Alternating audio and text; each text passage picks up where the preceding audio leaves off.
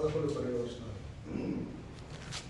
అయితే క్రీస్తు రాబోచున్న మేలుల విషయమై ప్రధాన యాజకుడిగా వచ్చి దాని నిత్యమైన విమోచన సంపాదించి హస్తకృతము కానిది అనగా ఈ సృష్టి సంబంధం కానిదియు మరి ఘనమైనదియు పరిపూర్ణమైనదియునైన గుడారము ద్వారా మేకల యొక్కయు కోడెల యొక్కయు రక్తముతో కాక తన స్వరక్తముతో ఒక్కసారి పరిశుద్ధ స్థలంలో ప్రవేశించాను. తన స్వరక్తముతో సొంత రక్తముతో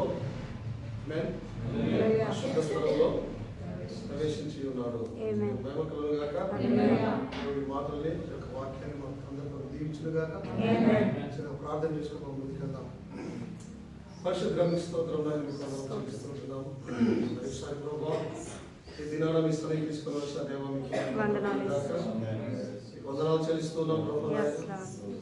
ఈరోజు ప్రభా మీ గురించి మేము ధ్యానం చేయలేము. మీరే ప్రభా మీ గురించి మాకు తెలిసి ఉన్నటువంటి, ఎందుకంటే ప్రభా మీకే బాగా తెలిసి ఉన్నాయి. మీరేమైనారో మీకే బాగా తెలుసు.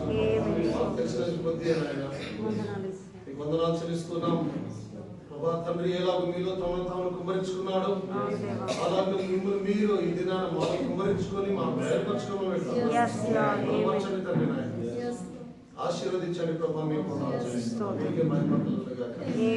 వచ్చిన ప్రతి బిడ్డ దగ్గర మాట్లాడండి.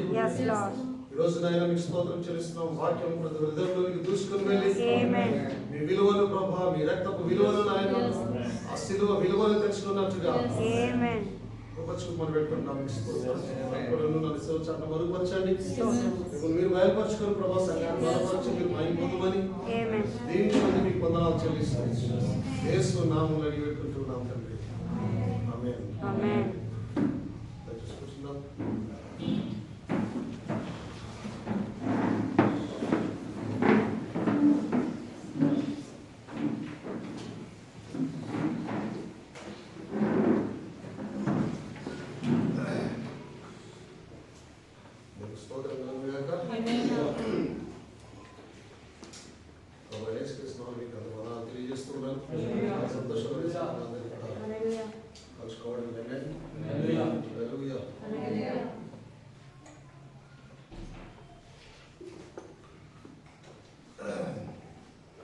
So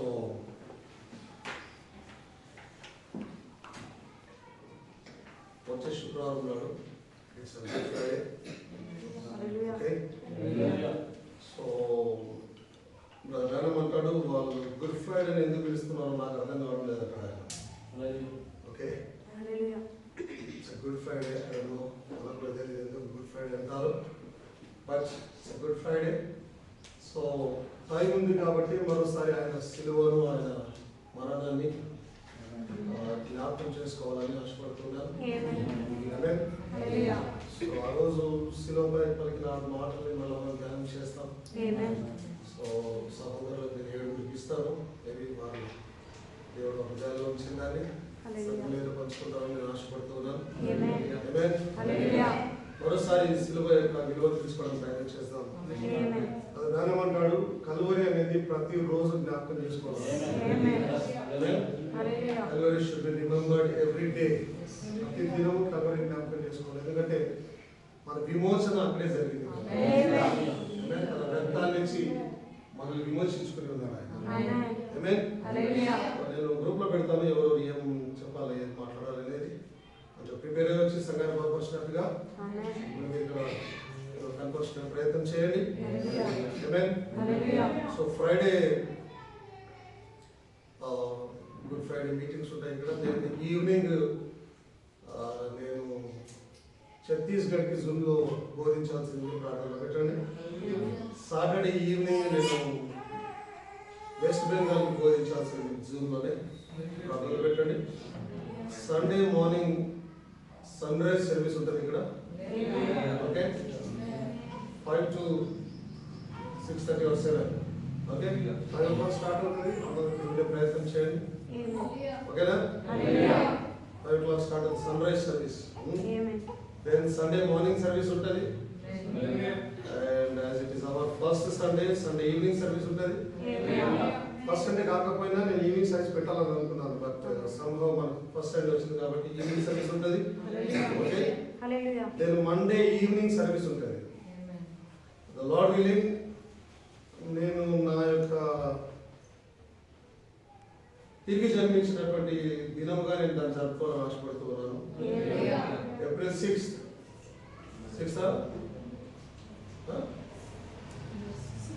Monday.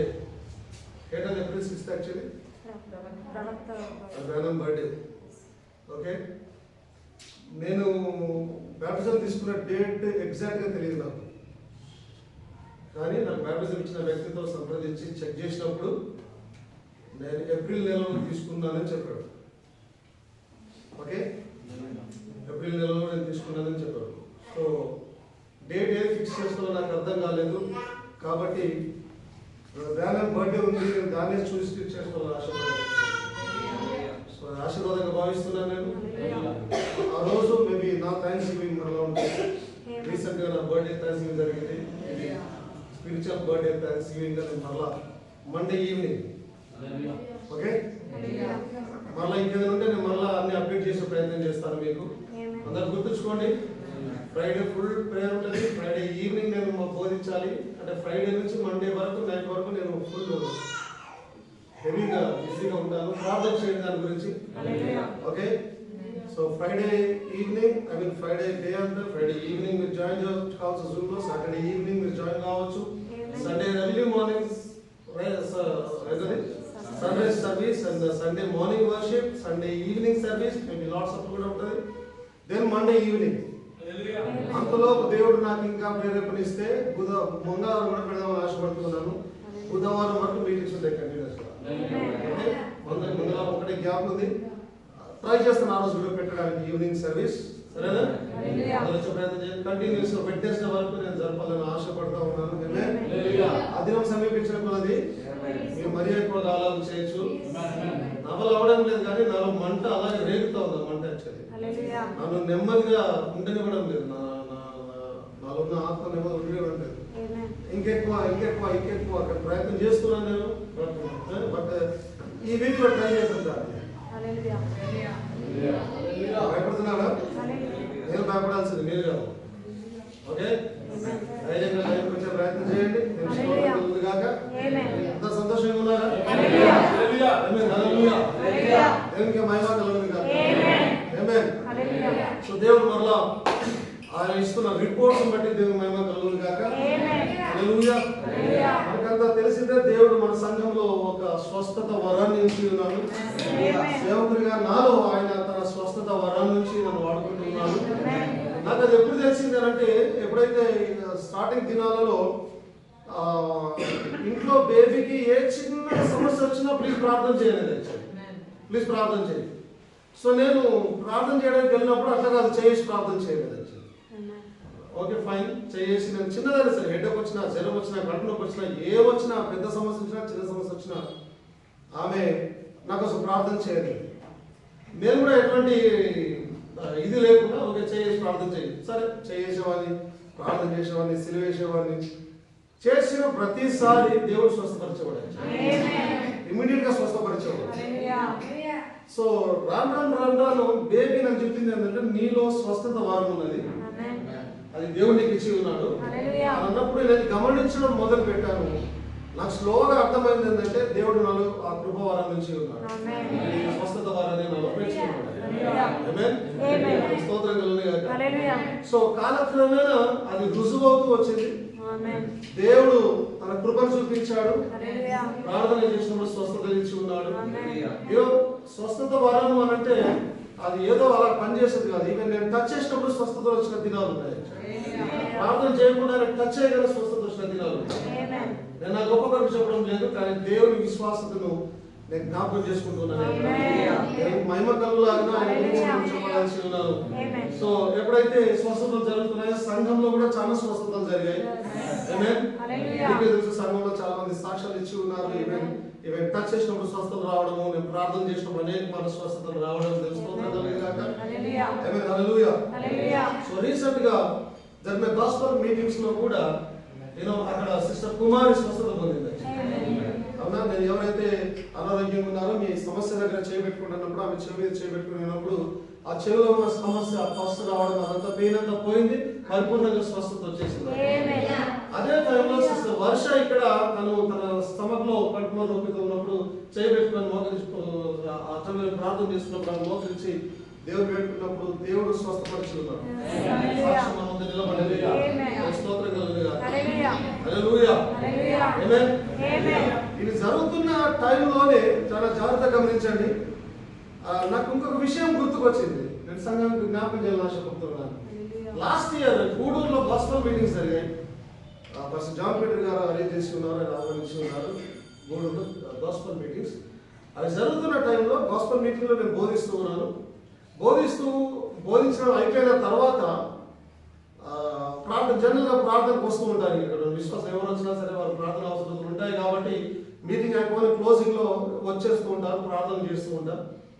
నేను కిందికి దిగి వెళ్తున్నప్పుడు మీతో ఈ విషయం పంచుకున్నాను. మీకు ఎవరికి జ్ఞాపకం ఉన్నట్టు నేను కిందికి దిగి ప్రార్థన చేయడానికి వెళ్తున్నప్పుడు ఒక చిన్న బిడ్డ ఎత్తుకొని ఒక తల్లి వచ్చింది ముందుకి. ఆ బిడ్డ ఏడుస్తున్నారు, బాగా ఏడుస్తుంది. ఏంటి ప్రాబ్లం అంటే చెవులో భయంకర నొప్పి ఉంది, జ్వరంతో ఉన్నారు. ఈ రెండుతో బాధపడుతున్నారు. ఓకే అమ్మా, నేను ప్రార్థన చేస్తానని చెప్పేసి చెవి దగ్గర సమస్య అన్నారు కదా, నాకు ఎందుకో చెవి దగ్గర చేయి పెట్టాలనిపించింది. నేను చెయ్యిని ఇలా పెట్టాను, ప్రార్థన స్టార్ట్ చేయలేదు. ఇంకా నేను చెయ్యిని చెవి దగ్గర చెవి కింద పెట్టి నేను ప్రార్థన చేయడం స్టార్ట్ చేయడం వెళ్తుండగా బిడ్డ సైలెంట్ అయిపోయాడు. నేను ఆలోచన ఏంటి సైలెంట్ అయిపోయినాడు, ఆయన ఎందుకు సైలెంట్ అయినాడు అంటే నొప్పి వెళ్ళిపోయింది, వెళ్ళిపోయింది. ఫీవర్ తో ఉన్నాడు ఆయన. బహుశా ఫీవర్ కూడా పోయింది అనుకుంటాను. బట్ నేను జస్ట్ ప్రార్థన చేయాలి వాళ్ళ సాటిస్ఫాక్షన్ కూడా కాబట్టి ప్రార్థన చేసి ఆ తర్వాత ఇంకొంతమంది ప్రార్థన చేసి వచ్చేసి దేవుడు తన సేవకును మళ్ళా రుజువుపరుచుకున్నాడు. సో రీసెంట్ గా ఒకవేళ మీరు మా యూట్యూబ్ ఛానల్ అప్డేటెడ్ గా ఉండేట రీసెంట్ గా ఒక సిస్టర్ ఫ్రమ్ కాకినాడ నుంచి ఆమె తన సాక్ష్యాన్ని పంచుకుంది అక్కడ. Okay, I think last week కాకుండా అంతకుముందు వారం అప్లోడ్ చేసిన వీడియో దగ్గర ఆమె తన సాక్ష్యాన్ని పంచుకుంది. మేబీ ఇలా సాక్ష్యాల దగ్గర సమయం ఎక్కడ సిస్టర్ అభిలాష, ఆమె కాకినాడ నుంచి. ఆమె కూడా అదే మీటింగ్స్ లో ఉంది. అది నాన్న ఆమె కూడా పార్టిసిపేట్ చేస్తూ ఉంది. ఆ మీటింగ్స్కి వచ్చింది, 2 రోజులు అక్కడే ఉన్నారు వారు. తన ఫ్యామిలీతో ఆమె వచ్చింది యాక్చువల్ అది నాన్న. సో ఆమె మొన్న ఇచ్చిన సాక్ష్యం ఏంటంటే, అవును పాస్టర్ గారు, నేను కూడా అదే మీటింగ్స్ లో ఉన్నాను. ఓకే, ఇది నేను ఇక్కడ సంఘంలో చెప్పాను, ఇక్కడ స్వస్థతలు జరిగాయని చెప్తూ ఉన్నప్పుడు ఆమె వాటిని చూసి, అంటే ఎప్పుడైతే నేను అక్కడ ప్రార్థన చేసినప్పుడు చేతులు ఉంచుకున్నప్పుడు ఇక్కడ స్వస్థత జరిగిన విషయాన్ని ఆమె గమనించి తన సాక్ష్యాన్ని ఆమె పంచుకునే ప్రయత్నం చేసింది.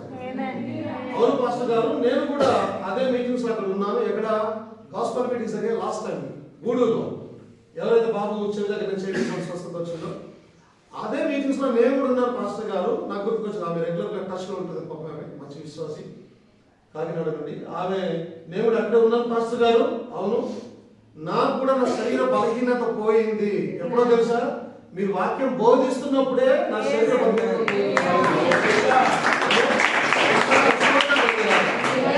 దేవుడికే మహిమ కలుగునుగా.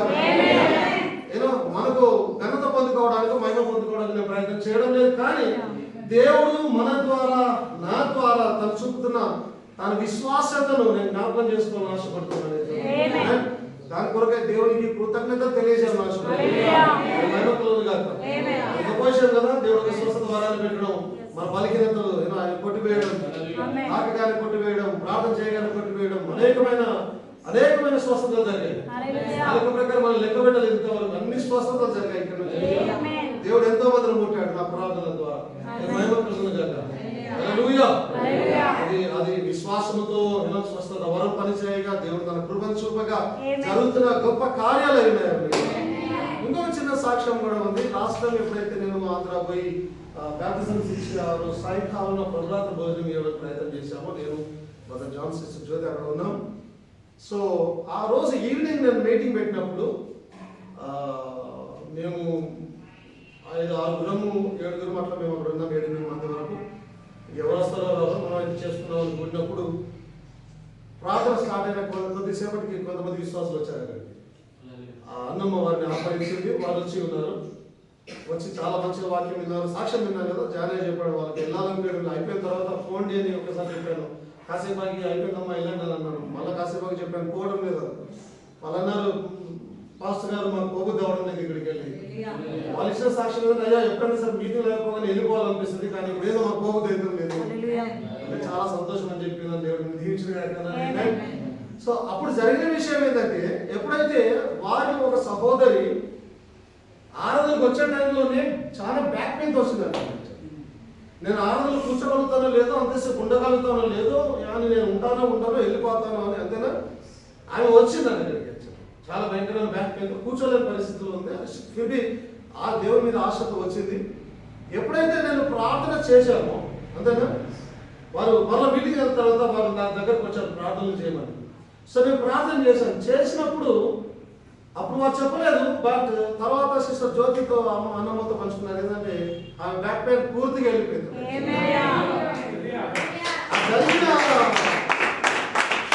జరిగిన 3-4 డేస్ తర్వాత సాక్ష్యం ఇచ్చారు. అవునా, 3-4 డేస్ తర్వాత ఇస్తున్న సాక్ష్యం ఏంటంటే, ఇప్పటి వరకు బ్యాక్ పెయిన్ అయితే లేదు కదా. నమ్ముతున్నారా మీరు? ఈ సంఘంలో దేవుని కృపావరము, స్వస్థత వరము రన్ అవుతా ఉన్నది. దేవుడు తాను ఇక్కడ ఉన్నానని రుజువు చేస్తూ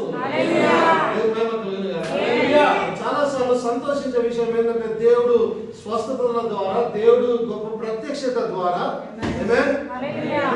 డౌట్ ఉంటుంది. దేవుడు ఒకటి అద్భుతంగా మాట్లాడుతూ ఉంటాడు.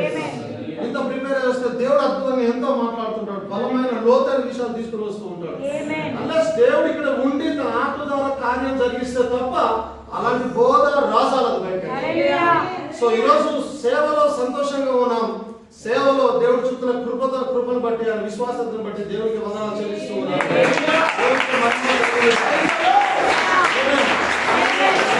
సమస్తమైన మహిమ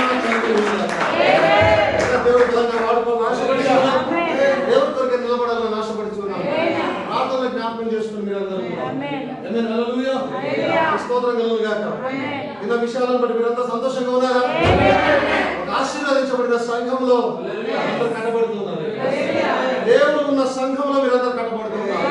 దేవుడు తన సన్నిధిని ఎప్పటికప్పుడు చూపిస్తూ ఉన్నటువంటి ఒక సంఘంలో మీరు కట్టబడుతున్నారు. నిజమైన దేవుని ఆలయ మగుటకు కట్టబడుచు ఉన్నారు. అపోస్తలులు ప్రవక్తలు వేసిన పునాది మీద కట్టబడుచు ఉన్నారు. ఈరోజు ప్రవక్తను కలిగి ఉన్న సంఘం ఏదైనా ఉన్నదంటే కేవలం మన వధువు సంఘాలు మాత్రమే. ఆ ప్రవక్తలు వేసిన అదే పునాదుల మీద మరలా కట్టబడుతున్నాం. దేవునికి ఒక ఆలయంగా ఇది. దేవునికి మహిమ కలుగును గాక. హల్లెలూయా. స్తోత్రం కలుగును గాక. ఇంకొన్ని షెడ్యూల్స్ ఉన్నాయి. ఏప్రిల్ నెలలో, మే నెలలో కొన్ని ఉన్నాయి. ఫైనాన్స్ చేయాల్సి ఉన్నాయి. వాటి గురించి ప్రార్థనలు పెట్టాడు. గాస్పెల్ మీటింగ్స్ ఉన్నాయి. చెన్నైలో డేట్స్ అనౌన్స్ చేసాం ఆల్రెడీ. బట్ ఫైనల్ చేయాల్సింది చెప్పినా, ఫైనల్ చేయాల్సింది నేను మేబీ ఈ 2 days లో నేను ఫైనల్ చేస్తాను. ఆమేన్. స్తోత్రం కలుగును గాక. ఫస్ట్ ఎలీషా గారు ప్రార్థన చేశారు డేట్స్ కొరకు. ప్రార్థన చేయడం అక్కడ గాస్పెల్ మీటింగ్ పెడుతున్నారు. మంచి డేట్స్ దేవుడు మన ద్వారా ఇచ్చేలాగా అద్భుతమైన మీటింగ్స్ అక్కడ జరిగి కొన్ని ఆత్మలైన పట్టబడిలాగా మీరందరూ ప్రార్థన జ్ఞాపకం చేసుకోవాలని నేను కోరుతున్నాను. ప్రార్థన చేస్తారు అందరూ. స్తోత్రం కలుగును గాక. హల్లెలూయా. సో ఈ రోజున ద బ్లడ్ ఆఫ్ గాడ్, దేవుని యొక్క రక్తం అనే వర్తమానం మాట్లాడవచ్చు.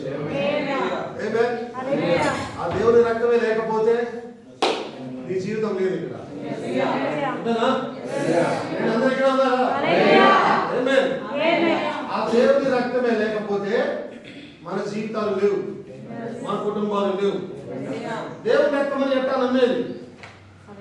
చాలా సంఘ శాఖలు ఏం నమ్ముతారంటే, అది కొంతమంది అది దేవుని రక్తమని, కొంతమంది దేవుని రక్తము కాదని,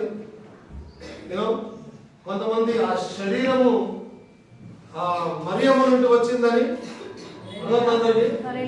ఆ శరీరము మరియమ్మ నుండి వచ్చిందని, రక్తము కూడా మరియమ్మలో నుండి వచ్చిందని, చాలా నానా రకాలుగా వారు ఆలోచన చేసుకుంటారు బయట ఉన్నవారు. కానీ ఈరోజు వాస్తవమైన విషయం ఎవరికైనా తెలుసు అంటే అది కేవలం మనం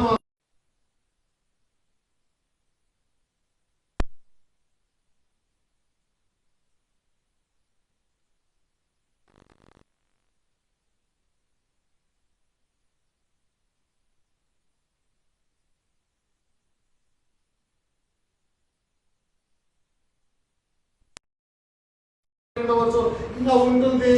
కొన్నిసార్లు బల్ల బుద్ధి చెప్తారు ఇలా ఉందని, కానీ దానికి ప్రూఫ్స్ ఉండవు వాళ్ళ దగ్గర. కానీ ఈరోజు ప్రూఫ్స్ తో సహా వాక్యంలో నుండి తీసి ప్రూవ్ చేస్తూ మాట్లాడే వాళ్ళు ఎవరైనా ఉన్నారంటే ఈ అంచకాల వర్తమాన విశ్వాసం దానిలో మనం పాలి భాగస్థులైనందుకు సంతోషిస్తున్నాం.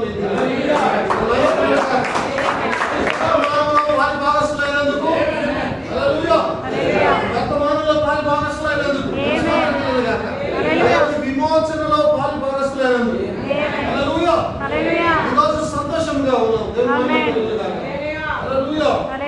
ఈరోజు దేవుని రక్తము, the blood of God, దేవుని రక్తం అనే వర్తమానం. ఆమేన్. సో హెబ్రీయులకు రాసిన పత్రిక 9వ అధ్యాయం 12వ వచనంలో చూసినట్లయితే ఏముంది అక్కడ? 11-12 మేకల యొక్కయు కోడెల యొక్కయు రక్తముతో కాక తన స్వరక్తముతో 11వ వచనం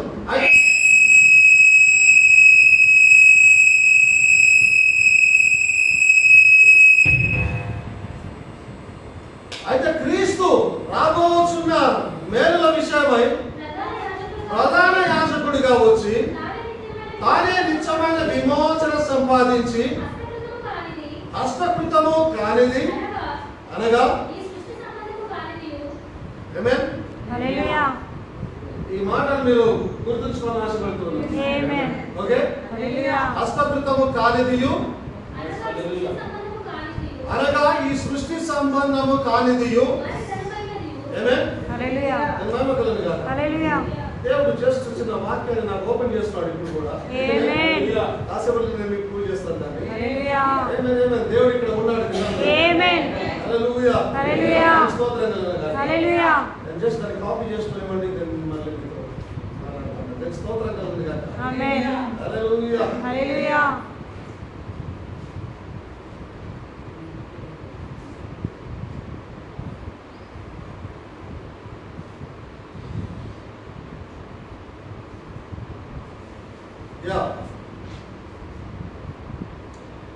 సో ఈ సృష్టి సంబంధము కానిదియు మరి ఘనమైనదియు పరిపూర్ణమైనది అనే గుడారము ద్వారా మేకల యొక్కయు కోడెల యొక్కయు రక్తముతో కాక.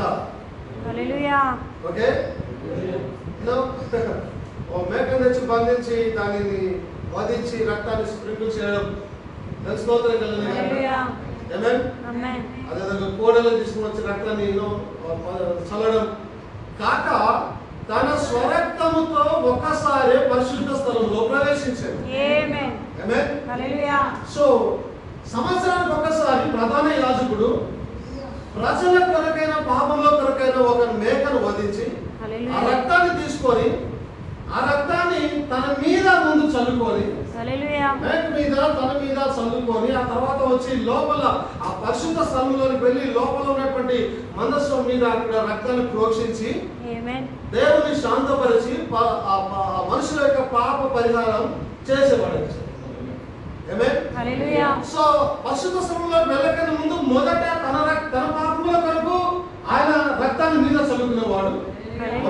ఆ తర్వాత ప్రజల పాపల కొరకు రక్తాన్ని ఆ లోపల పరిశుద్ధ స్థలంలో చల్లేవాడు. స్తోత్రం కలుగుగాక.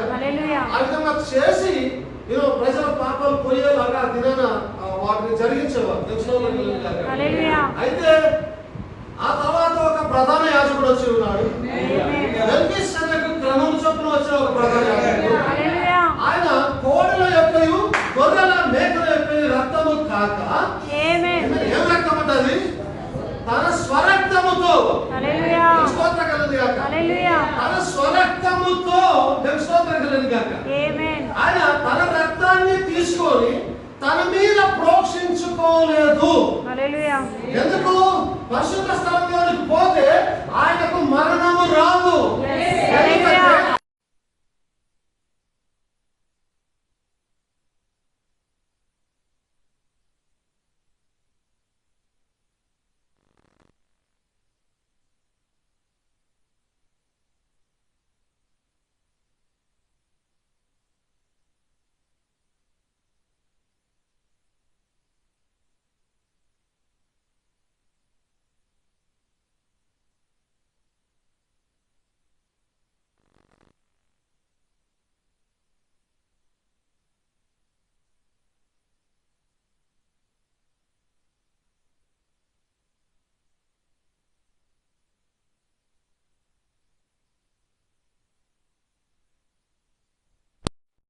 నమ్ముతున్నారు, కానీ నీకు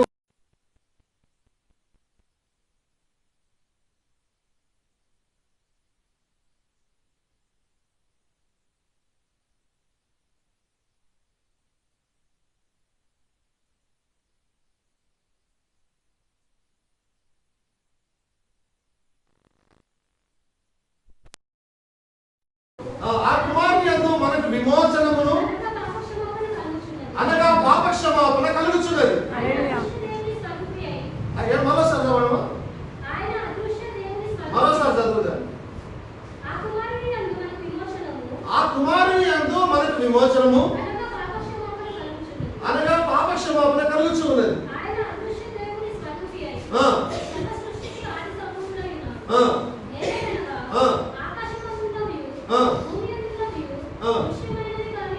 ఇంగ్లీష్ లో ఏముందో చూడండి, in whom we have redemption through his blood. తెలుగులో ఉందా అది? తెలుగులో ఉందా? ఒకసారి తెలుగులో చదవండి గట్టిగా.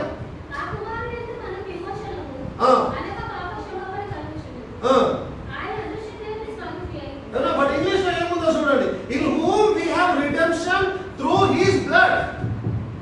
ఆయన రక్తము ద్వారా మనకు విమోచనమును, even the forgiveness of sins, పాప క్షమాపణ కూడా జరుగుతా ఉన్నది. హల్లెలూయా. దేని ద్వారా జరుగుతా ఉన్నది? ఆయన రక్తము ద్వారా. His blood. ఆమేన్. ఆయన రక్తము ద్వారా. దేవుని స్తోత్రం కలుగును గాక. హల్లెలూయా. ఆ కింద రాయబడింది, who is the image of the invisible God. ఏం రాయబడింది తెలుగులో చదవమా? ఆయన అదృశ్య దేవుని స్వరూపి అయి. ఆమేన్. హల్లెలూయా. ఆయన అదృశ్య దేవుని స్వరూపి అయి, అంటే నెగటివ్ గా ఉన్నటువంటి దేవుని యొక్క పాజిటివ్ అయినా, అంటే నెగటివ్ గా కడుగుతే కనిపించేది యేసుక్రీస్తు రూపమే. దేవుడు ఎవరని ఆ నెగటివ్ ని క్లియర్ చేసే ప్రయత్నం చేస్తే బయట కనిపించేది యేసుక్రీస్తు కనిపిస్తాడు. అదృశ్య దేవుని యొక్క స్వరూపి అయి, image of the invisible God. అదృశ్య దేవుని యొక్క స్వరూపి అయి అంటే దాని అర్థం ఏంటి? దేవుడు అదృశ్యమైనాడు, కానీ క్రీస్తులో ప్రత్యక్షం అవుతూ ఉన్నాడు. ఇప్పుడు క్రీస్తులో దేవుడు ప్రత్యక్షం అవుతూ ఉన్నాడు అని అంటే దాని అర్థం ఆ రక్తం ఎవరిది? దేవుడు. అబ్సల్యూట్. ఎందుకు? ఈ శరీరం ఎవరున్నారు? ఇప్పుడు దేవుడు ఉన్నాడు. గమనించండి, రక్తము నాది, ప్రాణం వేరే ఉంది చాలు ఇక్కడ. రక్తము నాది, ప్రాణం వేరే ఉంది చాలు ఇక్కడ. దీంట్లో ఉంటే నా రక్తమే, నా ప్రాణమే, నా ఆత్మనే, నేనే ఉండాలి. దీంతో ఇద్దరు ఉండచాలు అంటున్నట్టు. ఒకవేళ దేవుడు యొక్క స్వరూపే ఉన్నాడు అని అంటే దాని అర్థం ఏంటి? లోపల ఉన్నది దేవుడే, బయట కనిపిస్తుంది దేవుడే, లోపల ప్రవహిస్తున్న రక్తము కూడా దేవుడి రక్తమైనది. స్తోత్రం కలుగును గాక. హల్లెలూయా. ప్రకటన గ్రంథం 1వ అధ్యాయం 5వ వచనం. రెవల్యూషన్ 1:5. నమ్మకమైన సాక్షియు, మృతులలో నుండి ఆది సంభూతుడిగా లేచిన వాడును, భూపతులకు అధిపతియునైన యేసుక్రీస్తు నుండి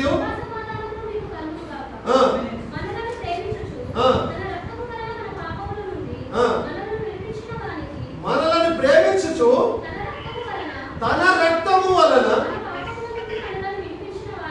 మన పాపముల నుండి మనలను విడిపించిన వానికి. ఆమేన్. హల్లెలూయా. స్తోత్రం కలుగుగాక. ఆమేన్. అందరూ ఇక్కడ ఉన్నారు. హల్లెలూయా. ఆమేన్. సో ఇక్కడ రాయబడింది, unto him that loved us and washed us from our sins in his own blood. English లో రాయబడింది, in his own blood. హల్లెలూయా. తన సొంత రక్తముతో. ఆమేన్. అర్థమవుతుందా? హల్లెలూయా. తన సొంత రక్తముతో మన పాపముల నుండి మనల్ని విడదీసి. ఆమేన్. సో ఇక్కడ ఇంగ్లీష్ లో ఏం రాయబడిందంటే, washed us from our sins in his own blood. తన సొంత రక్తంలో మన పాపములను కడిగేదని రాయబడింది. కానీ తెలుగులో చూస్తే బ్రాకెట్ లో కొన్ని ప్రాచీన ప్రతులలో ఉందా? ఉందా? హల్లెలూయా. ఉందా లేదా? మనం చూస్తున్నాం లేదా? కొన్ని ప్రాచీన ప్రతులలో రాయబడింది అక్కడ. హల్లెలూయా. అంటే వీళ్ళు ట్రాన్స్లేషన్ చేసినప్పుడు ఏం చేశారంటే వారు జస్ట్ ఇంగ్లీష్ ఒకటి పెట్టుకొని ఇంగ్లీష్ నుంచి ట్రాన్స్లేషన్ చేయరు. వారు ఆ మూల గ్రంథాలను పెట్టుకొని దాని నుంచి ఇంగ్లీష్ చూస్తూ దాని నుంచి తెలుగులోనికి ట్రాన్స్లేట్ చేస్తున్నప్పుడు ఆ పూర్వ గ్రంథాలలో ఏముందంటే కొన్ని ప్రాచీన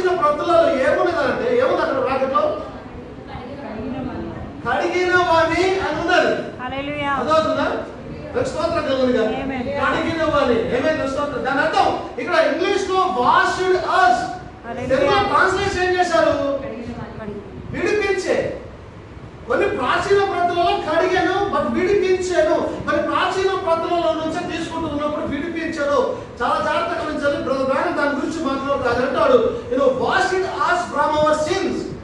వాష్డ్ అనే దానికి అర్థం ఏమొస్తుందంటే ఆయన సపరేట్ చేయబడడం, విడదీయడం అని అంటున్నాడు.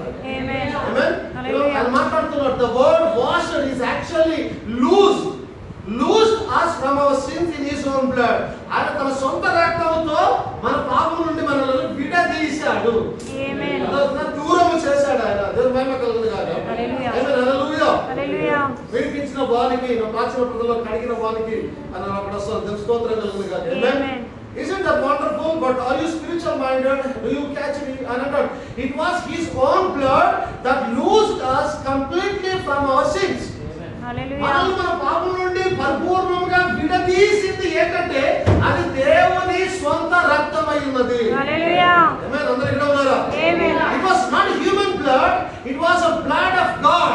ఆమేన్. అది మానవ రక్తము కాదు, అది దేవుని రక్తమై ఉన్నది. ఆమేన్. ఆమేన్. హల్లెలూయా. ఆమేన్. స్తోత్రం కలుగును. హల్లెలూయా. యేసుక్రీస్తు మానవుడు కాదు. ఆమేన్. యేసుక్రీస్తు దేవుడై ఉన్నాడు. హల్లెలూయా. ఆమేన్. స్తోత్రం కలుగును. ఆమేన్. చాలా మంది అంటారు యేసుక్రీస్తు దేవుడని ప్రూఫ్ ఏముంది ఉందిగా. హల్లెలూయా. లేదా దేవుడు తన సొంత రక్తంతో పాపాలు కడుగుతూ ఉన్నాడు. ఆమేన్. యేసుక్రీస్తు దేవుడై ఉన్నాడు. హల్లెలూయా. ఆయన కనిపించిన దేవుడి యొక్క పరిపూర్ణ స్వరూపమై ఉన్నాడు. ఆమేన్. ఆమేన్. హల్లెలూయా. ఆయన తన సొంత రక్తంతో మన పాపాలు కడుగుతూ ఉన్నాడు. It was not human blood, అది మనిషి రక్తం కాదు, అది దేవుని రక్తమై ఉన్నది. ఆమేన్. ఆమేన్. హల్లెలూయా. సో పేతురు అంటూ ఉన్నాడు, మొదటి పేతురు 1వ అధ్యాయం 2వ వచనంలో పేతురు మాట్లాడుతున్నాడు. ఆయన అంటున్నాడు, చూడండి ఏమంటున్నాడు, ఆత్మ వలన పరిశుద్ధత పొందిన వారే విధేయులగుటకును యేసుక్రీస్తు రక్తం వలన ప్రోక్షింపబడుటకును. ఎవరి రక్తం అట? యేసుక్రీస్తు. ఎవరి రక్తం అది? మేమందరూ ఇక్కడ ఉన్నారా? ఎవరి రక్తం అది? పేతురు అంటున్నాడు అది యేసుక్రీస్తు రక్తము. ఓకేనా? స్తోత్రం కలుగును గాక. కానీ పౌలు అంటూ ఉన్నాడు, చూడండి ఒకసారి 1 కొరింథీయులు 11వ అధ్యాయం 27వ వచనం. 1 కొరింథీయులు 11వ అధ్యాయం 27వ వచనం. కాబట్టి ఎవడు అయోగ్యముగా ప్రభు యొక్క రొట్టెను తినునో లేక ఆయన పాత్రలోనిది తాగునో వాడు ప్రభు యొక్క శరీరమును గూర్చియు రక్తమును గూర్చియు ఇంగ్లీష్ లో చూడండి, therefore whosoever shall eat this bread, okay, amen, hallelujah, eat this bread. తెలుగులో ప్రభు యొక్క రొట్టె ముందే చేస్తున్నారు, ఇంగ్లీష్ లో వేరేగా ఉంది. whosoever shall eat this bread, ఈ రొట్టెను ఎవరు తినునో, and drink this cup of the Lord, amen, ఈ ప్రభు యొక్క కప్పు పాత్రలోని రక్తాన్ని ఎవరైతే తాగుతారో, ఇప్పుడు పౌలు అంటూ ఉన్నాడు ప్రభు యొక్క రక్తము, పేతురు అన్నాడు యేసు యొక్క రక్తము. ప్రభు ఆయన ప్రభు యొక్క రక్తము. చాలా జాగ్రత్తగా గమనించాలి. పౌలు గమలీయేలు దగ్గర గొప్ప వేదాంత విద్యను అభ్యసించిన వాడు. పౌలు ఒక ఖచ్చితంగా ఉన్నటువంటి ఒక యూదుడై ఉన్నాడు. పౌలు యెహోవా దేవుని ఆరాధించే భక్తుడై ఉన్నాడు. యెహోవా దేవుని తప్ప ఎవరిని ప్రభు అని పిలవజాలడు. యెహోవా దేవుని తప్ప ఎవరిని దేవుడు అని ఒప్పుకోజాలడు. యేసుక్రీస్తు కూడా ఒప్పుకోజాలటి పరిస్థితిలో. అంటే ఈ రోజు వరకు కూడా ఇశ్రాయేలీయులు యేసుక్రీస్తే మెస్సయా అని ఈ రోజు కూడా ఒప్పుకోవడం లేదు. వారు యూదులై ఉన్నారు, వారు యెహోవా దేవుని మాత్రమే ఆరాధించే వారు ఉన్నారు. మెస్సయాను గుర్తుపట్టకుండా వారి కళ్ళ మీద పొర తేర వేయబడింది, వారు గుర్తించిన పరిస్థితిలో ఉన్నారు. కానీ చాలా జాగ్రత్తగా గమనించాలి, పౌలుకు తెర తీయబడింది. పౌలు మీద తెర లేదు. పౌలు యూదులై ఉన్నాడు, పౌలు మీద తెర లేదు. పౌలు చక్కగా చూడగలుగుతూ ఉన్నాడు. పౌలు చక్కగా చూడగలుగుతూ ఉన్నాడు. దమస్కు మార్గంలో ఎప్పుడైతే ఆయన వెలుచు ఉన్నప్పుడు, ఎప్పుడైతే ప్రభు ఎదురుపడ్డాడో, కింద చేసినప్పుడు పౌలు మాట్లాడుతూ ఉన్నాడు,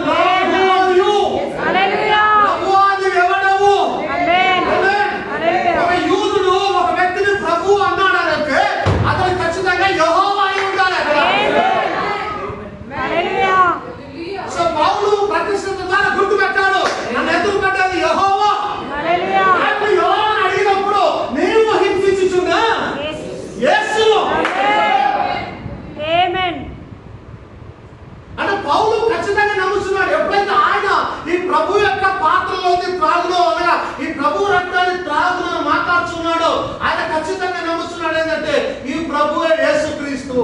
హల్లెలూయా. ఎవరు? యెహోవాయే యేసుక్రీస్తు. ఆమేన్. అర్థమవుతుందా? హల్లెలూయా. ఆయన యేసుక్రీస్తు తెలుసుకోగలగాలి. హల్లెలూయా. ఆమేన్. హల్లెలూయా. ఇప్పుడు చాలా జాగ్రత్తగా చూడండి. వాక్యము తనకు తాను వ్యతిరేకంగా పనిచేయాలి. పేతురు ఒక మాట, పౌలు ఒక మాట చెప్పసాలి. ఆమేన్. పేతురు యేసు రక్తం అంటున్నాడు, పౌలు ఏమో ప్రభు రక్తం అంటున్నాడు. ప్రభు అనగా యెహోవా. హల్లెలూయా. సో వాక్యము తనకు తాను విరుద్ధంగా మాట్లాడసాలదు. కానీ వాక్యం మాట్లాడుతున్నదంటే అది సమానమై ఉంటుంది ఖచ్చితంగా. అది ఒకే అర్థాన్ని ఇస్తుంది ఖచ్చితంగా. వారిరువురు అలా మాట్లాడి ఉన్నారంటే దాని అర్థం ఏంటంటే యేసుక్రీస్తు ప్రభువు ఒక్కడే అయి ఉన్నాడు. ప్రభు ఒక్కడే. వాక్యం రాయబడింది ఒక్కడే అయి ఉన్నారు వాళ్ళు. దేవునికి మహిమ కలుగును గాక. ఆమేన్. హల్లెలూయా. స్తోత్రం కలుగును గాక. ఆమేన్. You like an Old Testament type మీకు ఇలా అది దేవుని రక్తమే. ఆమేన్. అది మీకు తెలవాలంటే పాత నిబంధన యొక్క ఒక సూచన లేదా ఒక ఉదాహరణ మీకు చూపించమంటారా? ఆమేన్. When the first news came to glory that the son Adam had been lost, did God send an angel? ఎప్పుడైతే మహిమల దేవుడు ఉన్నప్పుడు వర్తమానం మొట్టమొదటిసారి ఆయన దగ్గరకు వచ్చింది ఏమనంటే ఇదిగో నీ కుమారుడైన ఆదాము తప్పిపోయాడు. ఓకే, చాలా జాగ్రత్తగా గమనించండి. నీ కుమారుడైన ఆదాము తప్పిపోయాడు అని మొదటగా ఆయన వార్త వచ్చినప్పుడు ఆ పాపము నుంచి వారిని రక్షించడానికి ఆయన ఒక దూతను పంపాడా?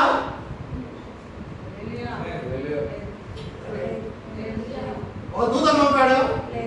ఆమేన్. Did he send a son? దూతను కాకపోతే కుమారుని పంపాడా? Did he send another one like unto us? మనలాంటి ఇంకొకరిని పంపాడా? No, he came himself to redeem that lost son. ఆయన తనకు తానుగానే నశించిపోయిన కుమారుని విమోచించడానికి వచ్చాడు. సో మనకు తెలుసు పాటల మీద గ్రంథం ఒక ఛాయగా ఉన్నది. సో మనల్ని విమోచించడానికి ఆయన దేవదూతను పంపలేదు. మనల్ని విమోచించడానికి దేవుని కుమారుని పంపలేదు. లోకానికి దేవుని కుమారుడు కానీ నాకైతే స్వయాన దేవుడు విమోచించడానికి దేవుడు ఎలా వచ్చి ఉన్నాడు? నన్ను విమోచించడానికి కూడా దేవుడు వచ్చి ఉన్నాడు. అన్న వాక్యం సెలవిస్తుంది అదృశ్య దేవుని యొక్క సంపూర్ణ స్వరూపమైన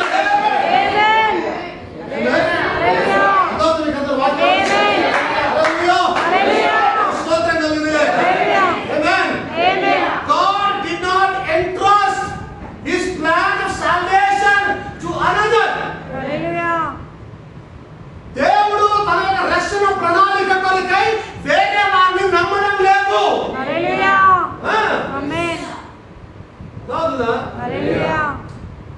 తన రక్షణ ప్రణాళిక ఎంత చేశాడో దాని కొరకు వేరే వాళ్ళని నమ్మడం లేదు. ఎందుకో తెలుసా? ఆ రక్షణలో భాగమైన ఎవరిని కోల్పోవాలని ఆశపడి ఒక్కరిని కూడా కోల్పోవడం వారికి ఇష్టం లేదు. తండ్రి నీవు ఎవరినైతే నాకు ఇచ్చినావో వారందరినీ నేను ఖచ్చితంగా తీసుకొని ఉన్నాను. వారందరినీ నేను ఆకర్షించగలిగి ఉన్నాను. అదే రక్షణ పరమైన ప్రణాళికలో దేవుడు వేరే వారిని నమ్మడానికి ఇష్టపడడం లేదు. He trusted only himself. ఆయన తనకు తానే నమ్ముకుని ఉన్నాడు. God was made flesh and dwelt among us and redeemed us unto himself. దేవుడు తన కొరకు మానవ రూపంలో వచ్చి మనల్ని విమోచించుకొని ఉన్నాడు. We are saved by the blood of God. దేవుని రక్తము ద్వారా విమోచించబడ్డాము, రక్షించబడి ఉన్నాము. He became the lamb in order to shed his blood and enter into the veil with it. ఆయన తెర లోపలికి వెళ్ళడానికి రక్తం చిందించడానికి ఒక గొర్రె పిల్లగా మారి వచ్చి ఉన్నాడు.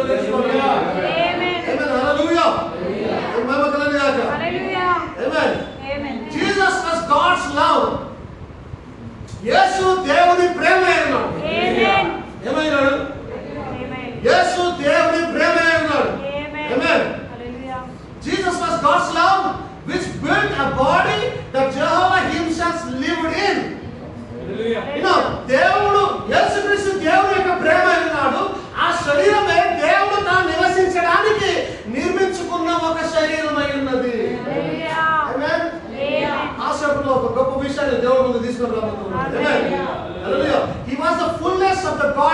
బాడీ. ఆమేన్. ఆయన దైవత్వం యొక్క సర్వ పరిపూర్ణత క్రీస్తు యందు నివాసం చేసింది. ఆమేన్. మీకు అర్థమవుతుందా? దైవత్వం యొక్క సర్వ పరిపూర్ణత, God head body lived in him. అంటే సర్వ పరిపూర్ణత ఇక్కడ భూమి మీద నివాసం చేస్తూ పరలోకంలో ఎవరున్నారు? హల్లెలూయా. ఎవరు లేరు. హల్లెలూయా. ఎందుకు ఉన్నాయన ఎక్కడ ఉన్నాడు? ఆమేన్. అందుకే బ్రదర్ నాన్న మాట్లాడతాడు. ఆయన ఎప్పుడైతే కల్వరికి సిలువ మోసుకొని పోతున్నప్పుడు గాబ్రియల్ ఎక్కడ ఉన్నాడట? గాబ్రియల్ పైన లేడు. ఆయన లేకపోతే గాబ్రియల్కి ఏం పని? ఆయన ఎక్కడుంటే గాబ్రియల్ అక్కడే, ఆయన ఎక్కడుంటే మిఖాయేల్ అక్కడే. ఒక్కసారి ఇలా కదిలించు ప్రభు, పిక్చర్ మార్చేస్తాం ఇక్కడ. ఆమేన్. అర్థమవుతుందా? ఆమేన్. ఆయనే దేవుడు అన్నాడు. ఆమేన్. ఆయన తండ్రి అయినాడు, ఆయన కుమారుడు అయినాడు, ఆయన పరిశుద్ధాత్ముడు అయినాడు. ఆమేన్. ఏక దేవుడు కాదు, ఒకట దేవుడు మూడు ఆఫీసులో పని చేస్తున్నాడు. స్తోత్రం కలుగును గాక. And he was the fullness of the Godhead body. ఆయన కొలస్సీ 2:9 రాయబడింది. ఏదైనా దేవత్వం యొక్క సర్వ పరిపూర్ణత శరీరముగా క్రీస్తు నందు నివసించుచున్నది. ఆమేన్. స్తోత్రం కలుగును గాక. హల్లెలూయా. అందరూ ఇక్కడ ఉన్నారా? ఆమేన్. హల్లెలూయా. When Jesus came, he wasn't just a man. యేసుక్రీస్తు ఎప్పుడైతే వచ్చాడో ఆయన కేవలం ఒక మనుష్యుడు కాదు. హల్లెలూయా. అందరూ నమ్ముతున్నారా మాట? నేను సర్వమైన పరిపూర్ణ హృదయంతో నేను నమ్ముతున్నాను. యేసుక్రీస్తు ఎప్పుడైతే వచ్చాడో ఆయన మనుష్యుడు కాదు. He wasn't just the third person of the Trinity. ఆయన త్రిత్వంలో ఒక మూడవ వ్యక్తి కూడా కాదు ఆయన. మీకు అర్థమవుతుందా? ఒకవేళ ఏదైనా మాట్లాడాల్సి వస్తే ఆయనే త్రిత్వమైనాడు. ఆయనే సమస్తమైనాడు. ఆయన తండ్రి కుమారుడు పరిశుద్ధాత్ముడైనాడు. He wasn't just a third person of the Trinity. He was God. ఆయన దేవుడు అయినాడు. He was God himself. He was Emmanuel. ఆయన దేవుడు అయినాడు. ఆయన తండ్రి దేవుడు అయినాడు. ఆయన ఇమ్మానుయేల్ అయినాడు. ఇమ్మానుయేల్ అనగా ఇంత చిన్న వాసు ప్రజలకు ఎందుకు అర్థం కావడం లేదు? Clear picture. ఇమ్మానుయేల్ అని పేరు పెట్టారు. ఇమ్మానుయేల్ అనగా దేవుడు మనకు తోడు అని అర్థం. అంటే యేసుక్రీస్తు తోడున్నాడా? దేవుడు తోడున్నాడా? యేసుక్రీస్తే దేవుడు. అందుకే ఆ పేరు పెట్టగలుగుతున్నారు. ఆ పేరు పొందుకోవాలంటే దేవుడికి మాత్రం పెట్టగలుగుతారు. దాని అర్థమే దేవుడు మనకు తోడని అర్థం. దేవుడికి మాత్రం ఆ పేరు పెట్టగలుగుతారు. యేసుక్రీస్తు పెట్టాలనంటే ఆయన దేవుడు అన్నారు కాబట్టి దేవుడు మనకు తోడని అర్థం. ఏమైనా తెలుసుకోవచ్చా కదా? హల్లెలూయా. In the beginning he was a father. He was above all. ఆరంభంలో ఆయన తండ్రి అయినాడు. ఆయన అన్నిటికీ పైన ఉన్నాడు. He was alone. ఆయన ఒంటరిగా ఉన్నాడు. He felt alone. ఆయన ఒంటరిగా నివసించాడు. Even when he come down upon the mountain, even if anyone touches the mountain, they must die. ఆయన ఒంటరిగా జీవిస్తున్నాడు, ఒంటరిగా ఉన్నాడు. ఆయన ఎప్పుడైనా సరే సీనాయి పర్వతం మీదకి దిగి వస్తే, ఆయన పర్వతం మీదకి అభిషేకంతో దిగి వచ్చినప్పుడు ఒకవేళ ఏ జంతువైనా సరే ఆ పర్వతాన్ని తాకితే అది చావాలి వెంటనే అక్కడ. అలాంటి దేవుడు అయినాడు ఆయన. అర్థమవుతుందా? ఇక్కడ ఉన్నారందరూ. ఒకప్పుడు బలమైన దేవుడు అయినాడు ఆయన. ఒకప్పుడు జాసి అయిన దేవుడు అయినాడు ఆయన. ఒకప్పుడు నిత్యుడైన తండ్రి అయినాడు ఆయన. ఒకప్పుడు ఆయన సైన్యములకు అధిపతి యెహోవా అయినాడు. సైన్యములకు అధిపతి యెహోవా. ఒంటరిగా జీవిస్తూ ఉన్నప్పుడు ఒక దినాన పర్వతం దిగి వస్తే దానిని మనుషులే కానీ చివరికి ఏ జంతువైన బై మిస్టేక్ ఆ పర్వతాన్ని తాకినా అది చావాలక్కడే. ఎంత మీకు విషయం? స్తోత్రం కలుగును గాక. హల్లెలూయా. కావాలంటే తర్వాత చదువుకోండి. ఎక్సోడస్ నిర్గమకాండం 19వ అధ్యాయం నుంచి 19వ అధ్యాయం 11వ వచనం నుంచి 24వ వచనం వరకు ఉంటుంది. స్తోత్రం కలుగును గాక. ఆమేన్. 19-13 దాని హీబ్రూస్ 12 నుంచి ఉంటుంది అన్నమాట. స్తోత్రం కలుగును గాక. ఆమేన్. హల్లెలూయా. ఆమేన్. ఆమేన్. సో ఆయన సీనాయి పర్వతం మీదకి వచ్చినప్పుడు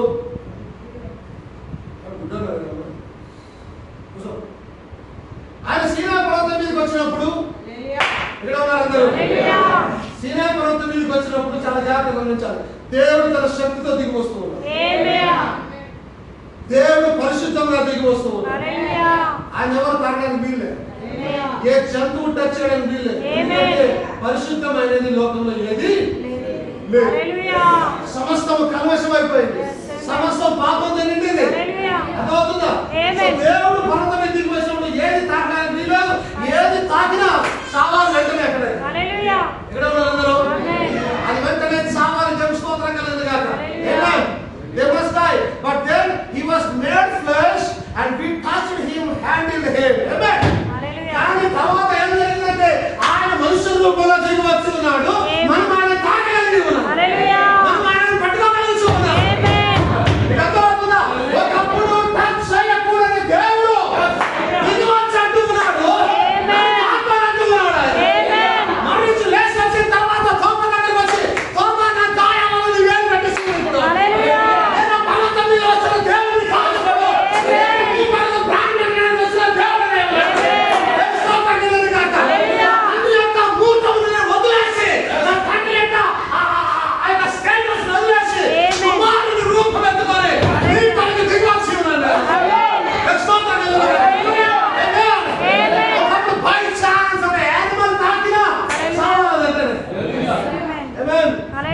అంత రోషము శక్తి కలిగిన దేవుడు. కానీ ఆయన ఉద్దేశం అది కాదు, ఆయన ప్రణాళిక అది కాదు. ఆయన ప్రణాళిక ఏంటో తెలుసా? రోజు సాయంకాలం వచ్చి తన కుమారుడితో ఫెలోషిప్ కలిగి స్థితించి ఉన్నాడు. ఆయన సావాసాన్ని కోరుతూ ఉన్నాడు. దేవుడు ఒంటరిగా ఉండడం ఇష్టపడలేక నాకంటూ ఒకరు కావాలని సావాసము కోరి తయారు చేస్తున్నాడు. ఆయన దేవుడి ప్రణాళిక ఏంటో తెలుసా? మనుషులంతా దేవుడు సావాసం కలిగి అది దేవుని పరిపూర్ణ చిత్తం. కానీ మనుషుడు తప్పిపోయాడు, మనుషుడు తప్పిపోయాడు. పాపము లేనంత వరకే దేవుడు అబ్రహాముతో ఉండగలిగాడు, ఆదాముతో ఉండగలిగాడు. ఆయన ఎప్పుడైతే పాపం వచ్చిందో నీకు తోట ఉండడానికి వీలేదనుకున్నాడు. దేవుడు ఉన్న తోటలో నువ్వు తాగడానికి వీలేదని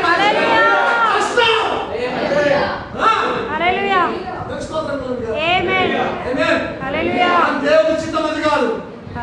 దేవుడు మనుషులను ప్రేమిస్తూ ఉన్నాడు. యోహాను 3:16 దేవుడు లోకమును ఎంతో ప్రేమించాడు. దేవుడు లోకాన్ని ఎంతో ప్రేమించాడు. ఆ ప్రేమ ఎలా ఉన్నదంటే యేసుక్రీస్తు రూపంలో ఉన్నది. ఆ ప్రేమ దేవుడు చిత్తం ఏంటో తెలుసా? మనుషులతో సహవాసము కలిగి ఉండాలి. మనుషులకు దూరంగా ఉండడం కాదు. దూరంగా ఉండేటట్లయితే మనుషులను సృజించాల్సిన అవసరమే లేదు. కానీ ఒక సహవాసం కోరుకొని, ఒక కుటుంబాన్ని కోరుకొని, ఒక కుటుంబాన్ని కలిగి ఉండాలని ఆశపడే ఎంతమందికి కాదు వన్ నేషన్ ప్రసంగం చేస్తున్నారు. ఏకాత్మ ప్రసంగం దేవుడు ఆశపడ్డాడు. ఏమైనా అయితే ఆశపడిన దేవుడికి నిరాశ ఎదురైంది. మనిషి పాపం చేశాడు, మనిషి తప్పిపోయాడు. దేవుడి దగ్గరికి రాని పరిస్థితిలో వెళ్ళిపోయాడు. దేవుడు అక్కడికి తాగలేని పరిస్థితిలో వెళ్ళిపోయాడు. మనిషే కాదు జంతువులు కూడా అలాగే మారిపోయినాయి. అందుకే మనుషులే కానీ జంతువే కానీ ఆయన పర్వతం మీద దిగి వచ్చినప్పుడు తాగడానికి వీలేదు. మనుషులైనా సరే జంతువులైనా సరే తాగితే చాలా కష్టంగా వాళ్ళు. భయంకరమైన దేవుడు కదా. చిత్తమది కాదు, మనుషులను చంపాలని ఆయన అనుకోవడం లేదు. అందుకే ప్రణాళిక రచించాడు ఆయన. నాకు వీరికి మధ్య ఉన్న ఈ దూరాన్ని మరలా తగ్గించాలని అనుకున్నాను, మరలా తగ్గించుకోవాలని అనుకున్నప్పుడు స్తోత్రం కలదు కాక. ఆయనకి ఎవరు సహాయం చేయలేకపోయారట. జ్ఞాపకం ఉందా? అయితే ఆయన కుడి హస్తం ఆయన సహాయం చేయవచ్చింది.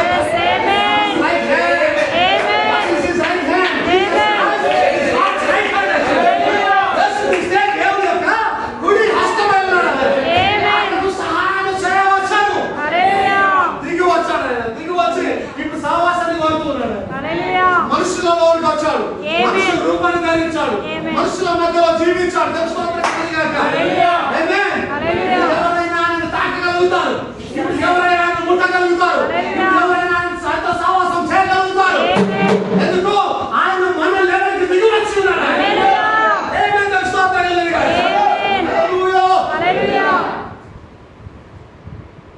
ఒక రోజున ఒక పాడ మీద తీసుకుని వెళ్తున్నారు చనిపోయిన వ్యక్తిని.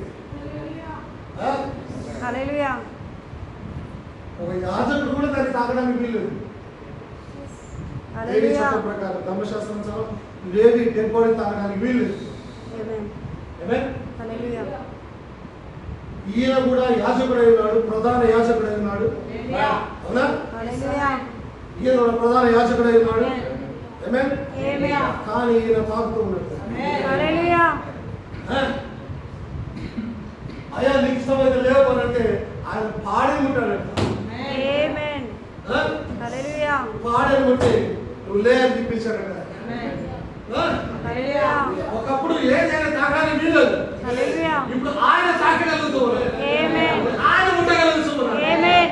ఆయన ఎవరైనా ఉండగలుగుతారు. ఇప్పుడు తెలుసుకోవాలి. హల్లెలూయా. ఆమేన్. హల్లెలూయా. హల్లెలూయా. ఆమేన్. హల్లెలూయా.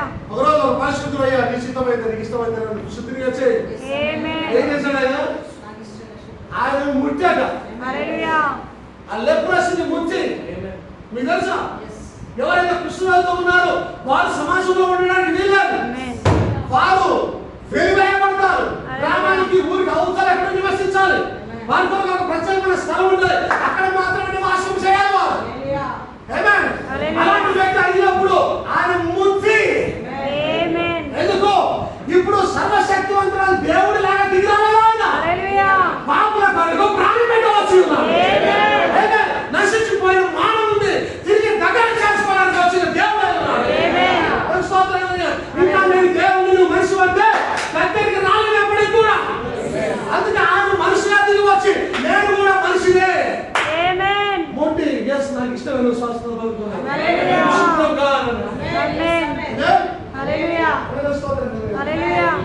రోజు ఆయన అలా వీధిలో ఉండి వెళ్తున్నప్పుడు రక్తస్రావం కలిగిన స్త్రీ వస్తుంది. రక్తస్రావం కలిగిన స్త్రీ వస్తా ఉంది. వచ్చి ఆయన చెన్ను ముడితే చాలు లేదు. వస్త్రాన్ని ముడితే చాలు లేదు. ఆయన ఎప్పుడైతే ముట్టిందో ఆయన వెంటనే ఆగిపోయాడు. ఆగిపోయి ఎవరు నన్ను తాకిందని ఆయన తాకారు. వస్తానికి ఎవరు తాకలేదు. పేదలు అంటే ఎప్పుడు ఇంతమంది మీద పడుతున్నారు. ఎవరు తాకారు? నేను ఎట్లా మాట్లాడుతున్నారు? అందరూ పడుతున్నారు. వాస్తవానికి ఆయన ఎవరు తాకలేదు. ఆ స్త్రీ కూడా ఆయనను తాకలేదు. ఆ స్త్రీ ఆయన వస్త్రాన్ని మాత్రం పట్టుకుంది. ఈయన నన్ను ఎవరు తాకారు? నన్ను ఎవరు తాకారు? ఆయన వస్త్రాలు మాత్రమే తాకింది. మొత్తానికి దేవుడు ఇప్పుడు తాకగలిగే పరిస్థితులకు దిగి వచ్చాడు. మనం సమీపించగలిగి కౌగులించుకునే పరిస్థితులు అనే దాంట్లో లేదా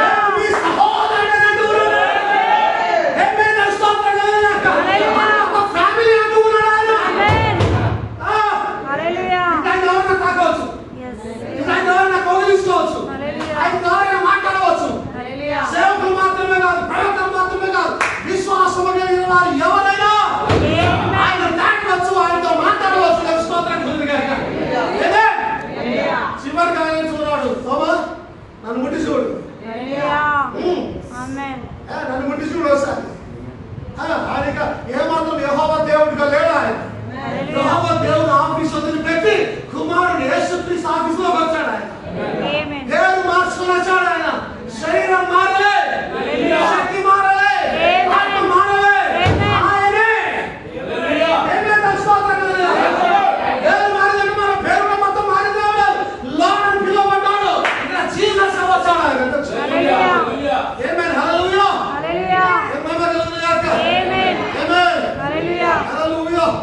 Hebrews 12:18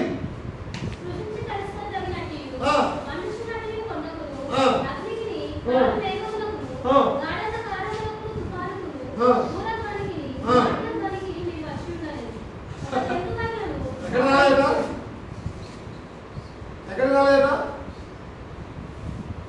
ఎక్కడ రాలేదు?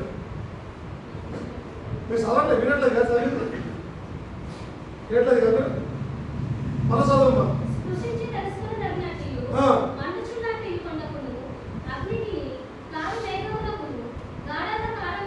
మండుచున్నట్టి కొండకును మనం ఆ కొండకు రాలేదు. గత అవుతుందా? మండుచున్నట్టి కొండకును అగ్నికి కాల్మేఘను గాఢత కారణము తుఫానులకు బూరలకు మంటలకు మీరు వచ్చి ఉండలేదు. ఎప్పుడైతే ఆ కొండ మీదకి వచ్చాడో మండుచున్న కొండ, మండుతోంది కొండ, ఆయన రాగానే కొండ మండుతా ఉన్నది, తుఫాను ఉరుములు వస్తూ ఉన్నాయి, భీకరమైన ధ్వని వస్తూ ఉన్నది. అలాంటి కొండకు మీరు రాలేదు. మీరు అర్థమవుతుందా? అలాంటి కొండ ఒకప్పుడు ఉండే, దాని దగ్గరికి ఏంటంటే ఒక జంతువైనను తాకినా, జంతువు తాకినా సరే రాళ్ళతో పట్టి దాన్ని చంపాలి. తాళలేక ఆ ధ్వని వినిన వారు మరి ఏ మాట తమతో చెప్పవాలని బతిమాలుకున్నారు. దయానికి అడ్డు పెడతాం, మాతో ఇంకేం మాట్లాడద్దు. ఎందుకంటే ఇంకా మాట్లాడితే ఇంకా ఏం మాట్లాడతావో, ఎంత ఘోరంగా మాట్లాడతావు, మాకు భయం అయితే అంత దయచేసి మాట్లాడవద్దు. ఇన్సాన్ కడిగే దేవుడు ఏం చెప్పాడు, నువ్వు అలా పెట్టి మాట్లాడవద్దు, మాట్లాడు దాన్ని చెప్పవద్దు, మాట్లాడు. మరియు ఆ దర్శనం ఎంత భయంకరంగా ఉన్నందున నేను మిక్కిలి భయపడి వణుకుచున్నాను. నేను ఎక్కడికి వచ్చాము మనం? ఇప్పుడు మనం ఒక కొండగా వచ్చాం. అప్పుడు ఒక కొండ ఉండే, ఇప్పుడు ఒక కొండ ఉండే. ఇప్పుడైతే సియోను కొండకు, జీవముగల దేవుని పట్టణములకు,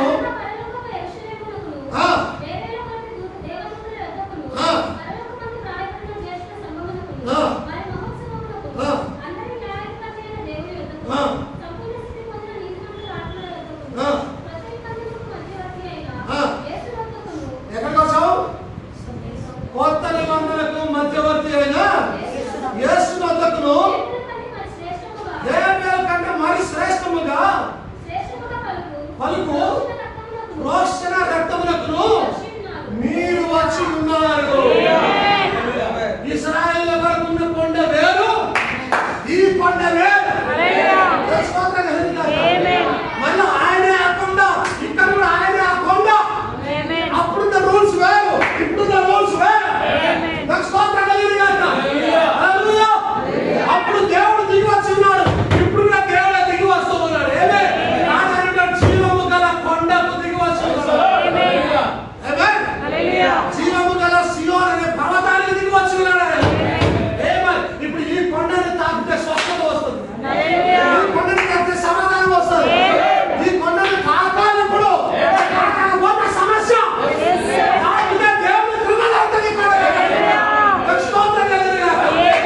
దేవుడు మనిషిగా దిగి వచ్చి ఉన్నాడు.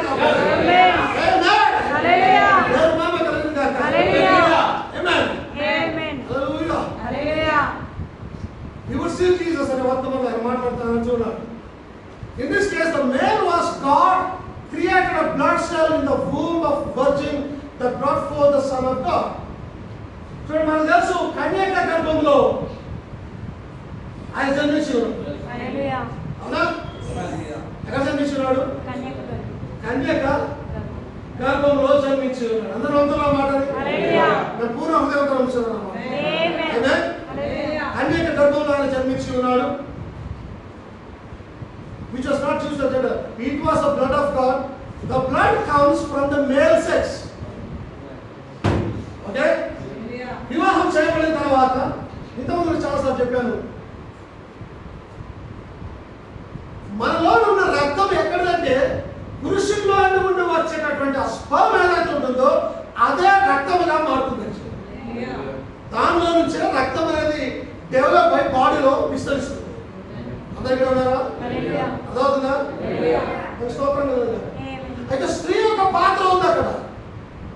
స్త్రీలో నుంచి గుడ్డు వస్తుంది, అంతేనా? స్త్రీలో నుంచి గుడ్డు ఏమంటుందని అండం. స్త్రీలో నుంచి అండం వస్తుంది, పురుషుల్లో నుంచి స్పర్మ్ వస్తుంది. ఈ రెండు కలయిక ద్వారా ఒక శరీరం ఏర్పడి ఒక వ్యక్తి లోకంలోకి వస్తాడు, అంతేనా? అయితే శరీరము స్త్రీ నుంచి వస్తుంది, దానిలో ఉన్న రక్తము కానీ లేదా దానిలో ఉన్న నువ్వు కానీ పురుషుల్లోకి వస్తావు. తండ్రిలో నుంచి నువ్వు వస్తావు, తల్లిలో నుంచి నీ శరీర భాగం వస్తుంది. జాగ్రత్త అందరూ కూడా ఇక్కడ ఉన్నారు, అందరూ in this case the male was God. Mariya కేసులో మేల్ ఎవరు? దేవుడు, అంతేనా?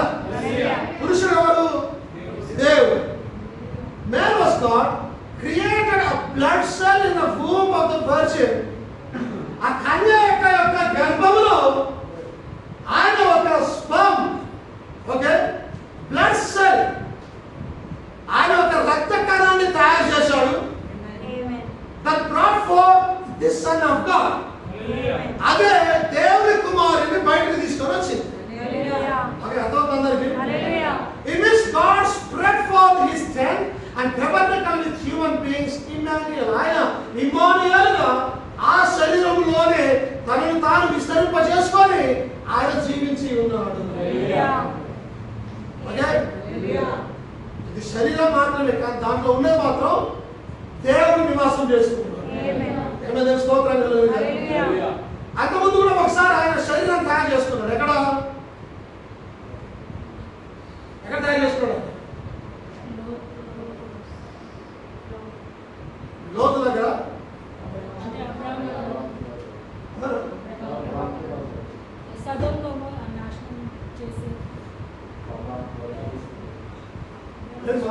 ముందు వస్తుంది అప్పుడు ముగ్గురు దూతలు వస్తారు.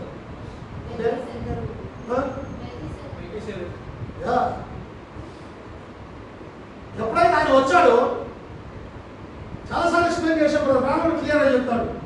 ఆయన అరణ్యంలో ఉండి అబ్రాహాము దగ్గరికి వస్తున్నప్పుడు ఆ మట్టి అట మెల్లిగా ఫామ్ అవుతుంది శరీరం.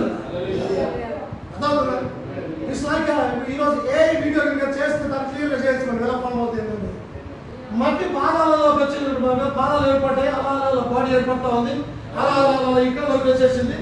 అబ్రహాం ముందుకు వచ్చి నిలబడేసరికి ఫుల్ బాడీ తయారైపోయింది. ఈ బాడీ కూడా మనుషుల కలయిక ద్వారా వచ్చింది కాదు, స్వయంగా దేవుడు తయారు చేసుకున్న శరీరం అయింది. ఆ శరీరంలో ఆయన అబ్రహాముని కలవడానికి వచ్చి ఉన్నాడు.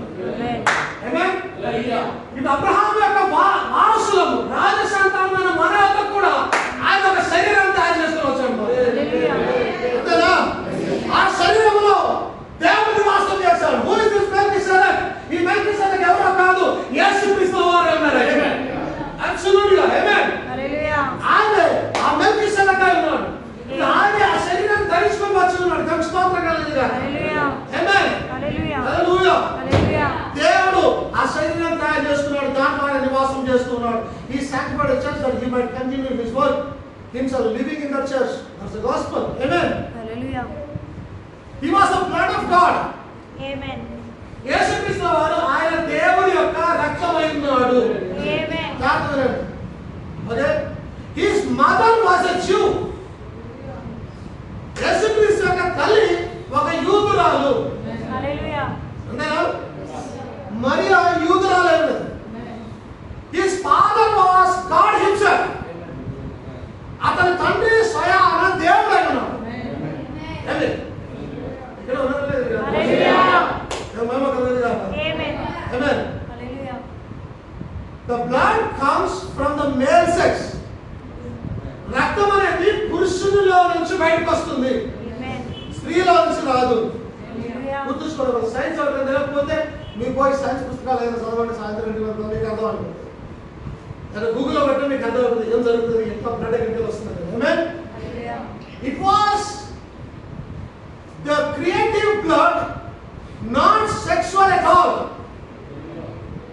అది సృజించబడిన రక్తము, శరీర లైంగిక కార్యం ద్వారా వచ్చిన రక్తము కాదు. అది తయారు చేయబడిన రక్తము. తయారు చేయబడిన రక్తము, అది మానవుల కలయిక ద్వారా వచ్చిన రక్తము కాదు. అఫ్ కోర్స్ ఆయన తల్లి మరియా, ఆయన తండ్రి దేవుడు. కానీ రక్తము పురుషుల్లో నుంచి వచ్చినట్టుగా రాలేదు అక్కడికి. దేవుడు రక్త కణాన్ని తయారు చేశాడు. Amen. Hallelujah. Amen. Well, they always believe, another Ramasunar ఏంటంటే, I had an idea of it myself years ago that Immaculate Conception was that God overshadowed her and put a blood cell in there, but the egg comes from the woman. మేము చాలాసార్లు వాళ్ళందరూ నమ్ముతున్నారు ఏంటంటే పరిశుద్ధాత్ముడు దేవుడు ఆమెను ఆవరించాడా, ఆవరించి ఆమెలో ఒక రక్త కణాన్ని పెట్టాడు. అయితే గుడ్డు మాత్రం స్త్రీ నుంచి వచ్చింది. గుడ్డు రక్త కణం కలిస్తే తప్ప ఇప్పుడు యేసు అనే శరీరం తయారవ్వదు. యేసు అనే శరీరం తయారవ్వాలంటే దేవుడు తన రక్త కణాన్ని పెట్టాలి, గుడ్డు రావాలి. స్త్రీలో నుంచి గుడ్డు వచ్చి రెండు కలిసినప్పుడు శరీరం తయారై రక్తము తయారై బయటకు వస్తుంది. In this case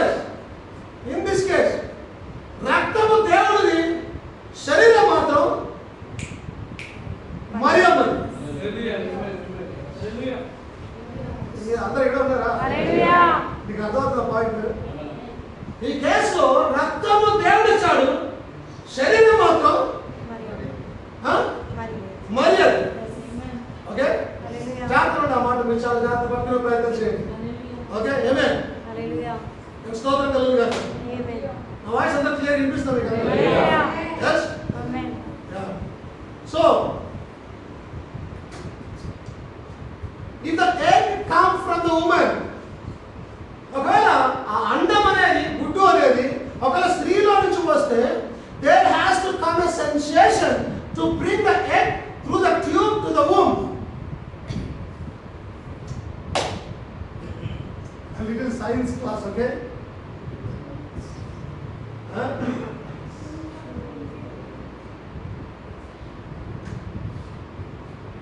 సుమారు వినిపిస్తుంది కదా? ఎక్కడ వస్తున్నాయి?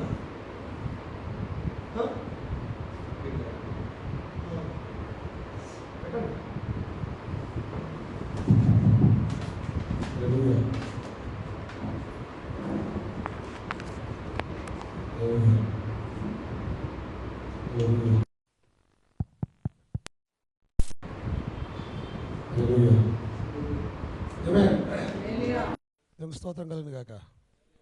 ఆమేన్.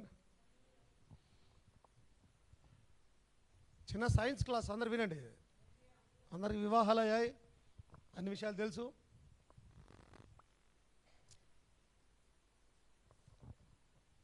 అండం అనేది స్త్రీ యొక్క గర్భంలో తయారవుతుంది.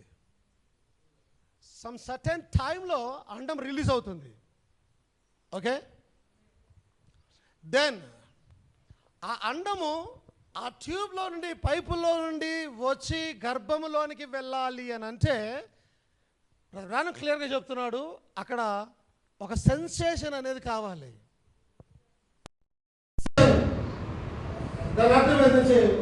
ఒక ఉద్రేకం రావాలి. అర్థమవుతుందా? ఎలాంటి ఉద్రేకం అంటే మీకు అందరికి అర్థమైంటుంది. ఎప్పుడైతే పురుషుడు స్త్రీలు కలుస్తారో, ఎప్పుడైతే వారు ఒకటిగా వస్తారో, వారిలో జరిగిన ఆ సెన్సేషన్కి అండము తన స్థానం నుంచి కదిలి గర్భధారంలోనికి, గర్భం యొక్క పైపుల్లో అది వస్తూ ఉంది. ఆ టైంలోనే పురుషుడు తన రక్త కణాన్ని అక్కడ పెట్టినప్పుడు, ఆ రెండు కలిసినప్పుడు అప్పుడే ఒక శరీరం ఏర్పడడానికి పునాది పడుతుంది అక్కడ. అందరికి అర్థమైందా? ఆమేన్. ఇంకొంత పెంచింది. అందరికి అర్థమైందా? అలా అర్థమైందా లేదా మీకు ఆ విషయం? అర్థమైందా? అంటే అండము స్త్రీలో తయారవుతుంది, కానీ అది ట్యూబ్స్ గుండా బయటికి వచ్చి గర్భధారంలోనికి వెళ్ళాలనంటే అక్కడ స్త్రీ పురుషుల కలయిక కావాలి, వారిద్దరి మధ్య ఒక ఉద్రేకం రావాలి. అది జరిగినప్పుడే పురుషుడు తన యొక్క రక్త కణాన్ని వదిలినప్పుడు అప్పుడు రెండు ఏకం ఏర్పడి ఒక శరీరం ఏర్పడడానికి ముందుకెళ్తాయి. ఆమేన్. గెయినింగ్ తగ్గించు, అర్థవుతుందా? బేస్ పెంచండి దానికి. ఆమేన్. దానికి స్తోత్రం కలిగిన కాక. ఏమేమి ఇక్కడ ఉన్నారు? అర్థమవుతుందా? దానికి స్తోత్రం కలిగిన కాక. హల్లెలూయా. See what you do with God. మీరు దేవునితో ఏం చేస్తూ ఉన్నారు? You make him in a sexual mess. ఆయనను ఒక లైంగికపరమైన క్రియలలో ఆయనను పడేస్తున్నారు. అర్థమవుతుందా? ఒక చెడు కార్యాలలో ఆయనను భాగస్వామ్యం చేస్తున్నారు.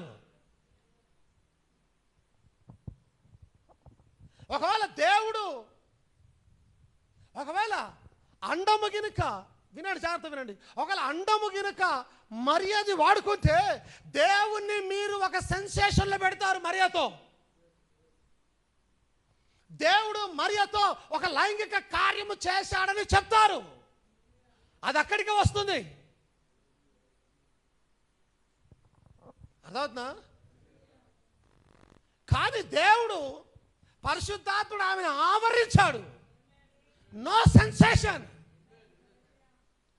ఎప్పుడు, ఇంతకుముందు నేను చాలాసార్లు చెప్పాను, ఎప్పుడు రక్త కణం ఆమెలోనికి వచ్చిందో ఆమెకే తెలియదు. ఎందుకంటే దేవుడు ఆమెను ఆవరించాడు. ఎప్పుడు కణం వచ్చిందో తెలియదు. ఎందుకు తెలియదంటే ఏం సెన్సేషన్ లేదు అక్కడ, ఏ లైంగిక కార్యము జరగడం లేదు అక్కడ. మీకు అర్థమైందా? ఇప్పుడు ఒకవేళ డినామినేషన్స్ నమ్ముతున్నట్టుగా ఒకవేళ అండము స్త్రీ నుంచి వచ్చిందని నమ్మితే మీరు దేవుణ్ణి ఒక లైంగిక కార్యము చేసేవాడిగా చేస్తున్నారు. ఏమే భయంకరం కదా అది, అవునా? భయంకరం అది, అంతేనా? నువ్వు అలా నమ్మడానికి వీల్లేదు. ఎందుకంటే దేవుడు సెక్షువల్ యాక్ట్లో ఇన్వాల్వ్ కాలేదు అక్కడ. దేవుడు ఓవర్ షాడోడ్, ఆమెను ఆవరించగా ఆమెలోనికి రక్తకణం ఎప్పుడు వచ్చిందో తెలియదు, ఏమీ జరగలేదు అక్కడ. ఆమేన్, దానికి స్తోత్రం కలిగిన గాక. ఇప్పుడు ఏం జరగలేదు, దాని అర్థం రక్తకణం పెట్టేటప్పుడు ఏ సెన్సేషన్ లేదంటే అండము కదలలేదు, అడికెళ్ళి అండంతో సంబంధం లేదు. ఆమేన్. రాత్రి నేను ధ్యానం చేస్తున్నప్పుడు దేవుడు కొన్ని విషయాలు బయలుపరిచి ఉన్నాడు, చాలా అద్భుతమైన విషయాలు. ఒకవేళ జాగ్రత్త వినండి, ఒకవేళ స్త్రీ అండాన్ని తీసుకొని, వినండి జాగ్రత్తగా, దేవుడు తన రక్తకణాన్ని పెట్టినట్టయితే స్త్రీ అండాన్ని తీసుకొని, ఇక్కడ ఉన్నారా, రక్తకణం ద్వారా రక్తం వస్తుంది, జీవం వస్తుంది, నేను లోపలికి వస్తూ ఉన్నాను, నువ్వు లోపలికి వస్తూ ఉన్నావు. ఆమేన్. కానీ అండము ద్వారా ఈ శరీరం ఏర్పడతా ఉంది. That's fine. శరీరము ఈ లోక సంబంధమైనది, రక్తము దైవ సంబంధమైనది, అంతేనా? ఒకవేళ మరియా యొక్క అండాన్ని వాడుకుంటే దేవుడు, శరీరము లోక సంబంధమైనది, రక్తము దైవ సంబంధమైనది. ఆమేన్. నా ప్రశ్న ఏంటంటే, ఒకవేళ శరీర సంబంధమైన శరీరం అయితే, మరియా నుంచి వచ్చిన ఈ శరీరం అయితే, యేసుక్రీస్తు కూడా 1000 ఏళ్ల పరిపాలన తర్వాత తీర్పులో నిలబడాల్సి వస్తుంది. మీకు అర్థమైనట్లేదు, మరోసారి చెప్పమంటారా?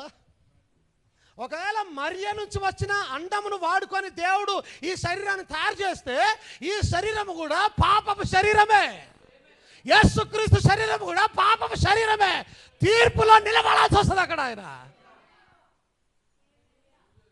ఈ లాజిక్ ఎట్లా మర్చిపోతారు ప్రజలు? అంతేనా? రక్తము దేవుంది, శరీరం మనిషిది. మనిషి శరీరం అయితే ఈ శరీరం చేసిన పాపాలకై తీర్పులోకి రావాలి. ప్రతి శరీరము తీర్పులోనికి రావాల్సిందే అక్కడ. ఇలా నమ్మితే యేసుక్రీస్తు తీర్పు తీర్చిన దగ్గర లేడు. ఆయన ఎక్కడ ఉంటాడు?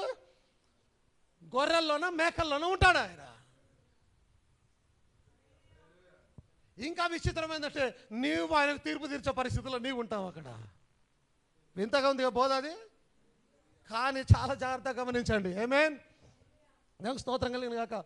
అందుకే నేను ఇంత వాక్యం స్టార్టింగ్లోనే చెప్పాను, ఈరోజు ఏదైనా ఇన్ఫర్మేషన్ తెలుసు బాగా అనంటే మనకు మాత్రమే తెలుసు, ఈ వర్తమాన విశ్వాసులకు మాత్రమే తెలుసు, క్లియర్ కట్గా. ఆమేన్. ఏది పడితే అదే నమ్మడానికి లేదు. నమ్మది ఈ వధువు. ఈ వధువు ఖచ్చితమైన ఆధారాలతో, ప్రత్యక్షతతో కూడిన వాక్యం మీద ఆధారపడుతుంది ఆమె. ఆమేన్. నాకు స్తోత్రం కలిగిన గాక. ఒకవేళ శరీరము మరియ నుంచి వచ్చి రక్తము దేవుని నుంచి వస్తే, రక్తము లోకము కొరకు, శరీరము తీర్పు కొరకు సిద్ధపడాల్సి వస్తుంది. అది అబ్సల్యూట్ రాంగ్ అది. ఆమేన్. If the woman produced the egg, then how could David say, I will not leave my holy one see corruption? ఒకవేళ శరీరము మరియలో నుంచి వస్తే దావీదు ఎలా అంటాడు, నా పరిశుద్ధిని కుళ్ళు పట్టనివ్వను? అంటే ఈ శరీరాన్ని కుళ్ళు పట్టనివ్వను, ఇది పరిశుద్ధ శరీరం అని అంటే మరి యొక్క గుడ్డును దేవుడు వాడుకోలేదు. అబ్సల్యూట్గా అయిపోయింది అక్కడ. మరియ అండముతో పని లేకుండానే దేవుడు ఒక శరీరాన్ని తయారు చేశాడు ఆయన. ఏం జరిగిందంటే, ఎప్పుడైతే దేవుడు రక్త కణాన్ని తయారు చేస్తూ ఉన్నాడో, అట్ ద సేమ్ టైం ఒక అండాన్ని కూడా తయారు చేశాడంటే దేవుడు అక్కడే. అందుకే ఆ శరీరము దేవుందే, ఆ రక్తము దేవుందే.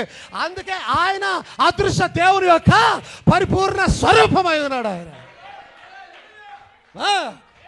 సమస్తము దేవుడై ఉన్నాడు. ఆయన తీర్పులో నిలబడడానికి లేడు, ఆయన తీర్పు తీర్చడానికి ఉన్నాడు. ఆయన దేవుని మహిమ కలుగును గాక. ఆమేన్. అందుకే దావీదు అంటున్నాడు, నా పరిశుద్ధిని కుళ్ళు పట్టనివ్వను. శరీరం గురించి మాట్లాడుతున్నాడు ఆయన, రక్తం గురించి మాట్లాడటం లేదు, ఆత్మ గురించి మాట్లాడటం లేదు, శరీరం గురించి మాట్లాడుతూ ఉన్నాడు. ఒకవేళ అది మరియా నుండి తీసుకున్న శరీరం అయితే కుళ్ళు పట్టు తీరుతుంది ఖచ్చితంగా. ఇది ఆ శరీరం కాదు. ఆమేన్.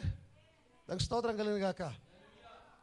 And his part in the resurrection when the holy completed with God. Why did God rise up a sexual part of a person? దేవుడు శారీరకమైన లైంగికపరమైన ఒక భాగాన్ని దేవుడు ఎందుకు తయారు చేస్తాడు, ఎందుకు లేపుతాడు దాన్ని? In the resurrection, why didn't he leave his body see corruption? Because he was holy. ఎందుకు ఎత్తబాటులో ఆ పునరుద్ధానంలో ఆయన శరీరం కులబట్టదని అన్నాడంటే, ఎందుకంటే ఆయన పరిశుద్ధుడై ఉన్నాడు. And how could he be holy if he would have had a conception with Mary? ఒకవేళ మరియతో గర్భము ధరించినట్టయితే అతను ఎలా పరిశుద్ధుడు అవుతాడు? ఒక్క కారణం దగ్గర, ఒక్క విషయం దగ్గర నువ్వు బెండ్ అయిపోతే మొత్తం పరిశుద్ధ గ్రంథం ఫెయిల్ అయిపోతుంది. నాలో పాపం ఉన్నదని అనే మాట చెప్పలేడు ఆయన. ఎందుకు? ఈ శరీరము పాపంతో నిండింది. అది ఒకవేళ మరియ గుడ్డును వాడుకున్నాడని కనుక నమ్మితే హోల్ పిక్చర్ చేంజ్ అయిపోతుంది. దేవుని ప్రణాళికనే పాడైపోతుంది. అది దుర్బోధ. అలా నమ్మడానికి లేదు. దేవుడు ఎప్పుడైతే రక్తాన్ని తయారు చేస్తూ ఉన్నాడో సెన్సేషన్ లేకుండా, దేవుడికి సెన్సేషన్ అవసరం లేదు. దేవుడు సెన్సేషన్ లేకుండా మాట చేత తయారు చేయగలిగిన దేవుడు అయి ఉన్నాడు. ఎప్పుడైతే రక్తకణాన్ని తయారు చేస్తూ ఉన్నాడో ఆ రక్తకణం కొరకైన శరీరాన్ని కూడా, ఎగ్గును కూడా, గుడ్డును, అండాన్ని తయారు చేస్తూ ఉన్నాడు ఆయన. రెండింటిని తయారు చేసి పెట్టాడు అక్కడ ఆయన. ఒకవేళ రక్తము దేవునిది అయితే శరీరం కూడా దేవునిదే కావాలి. అర్థమవుతుందా? ఆమేన్. దేవుని మహిమ కలుగును గాక. ఆమేన్. హల్లెలూయా. హెబ్రీయులకు 9:11 అయితే క్రీస్తు రాబోచున్న మేలుల విషయమై ప్రధాన యాజకుడిగా వచ్చి తానే నిత్యమైన విమోచన సంపాదించి, ఏంటి ఈ మాట నేను ఇందాక చెప్పాను కదా, దేవుడు నాకు ఇప్పుడే ఒక వచనాన్ని ఇచ్చాడని స్టార్టింగ్లో చెప్పాను. నేను ఒక విషయాన్ని బయలుపరుస్తూ ఉన్నాడని. దేని విషయం తెలుసా? ఆయన శరీరం గురించి ఆయన బయలుపరుస్తూ ఉన్నాడు. ఏం బయలుపరిచాడో తెలుసా? ఇక్కడ రాయబడింది ఏంటంటే, ఆయన మేలుల విషయం ప్రధాన యాజకుడిగా వచ్చి తానే నిత్యమైన విమోచన సంపాదించి, తర్వాత మీరు జాగ్రత్త వినాలని ఆశపడుతున్నాను, హస్తకృతము కానిది. దేని గురించి మాట్లాడుతున్నారు? ఆ గుడారం గురించి మాట్లాడుతూ ఉన్నారు. యేసుక్రీస్తు అనే శరీరపు గుడారం గురించి మాట్లాడుతున్నారు. హస్తకృతము కానిది అనగా ఈ సృష్టి సంబంధము కానిదియు. అంటే ఆ శరీరము ఈ సృష్టి సంబంధించింది కాదు. ఆ శరీరం కూడా పైకెళ్ళ వచ్చింది. యాక్చువల్లీ రక్తము దేవుందే. మరలా చెప్తున్నాను, శరీరం కూడా దేవుందే. హస్తకృతము కానిదియు అనగా ఈ సృష్టి సంబంధము కానిదియు మరి ఘనమైనదియు. ఘనహీనమైనది విత్తబడి ఘనమైనదిగా లేపబడును. అంటే ఆయన ఏ శరీరంతో వచ్చాడు? దైవికమైన శరీరంతో దిగి వచ్చి ఉన్నాడు ఆయన. ఘనమైనదియు పరిపూర్ణమైనది ఆయన గుడారము ద్వారా.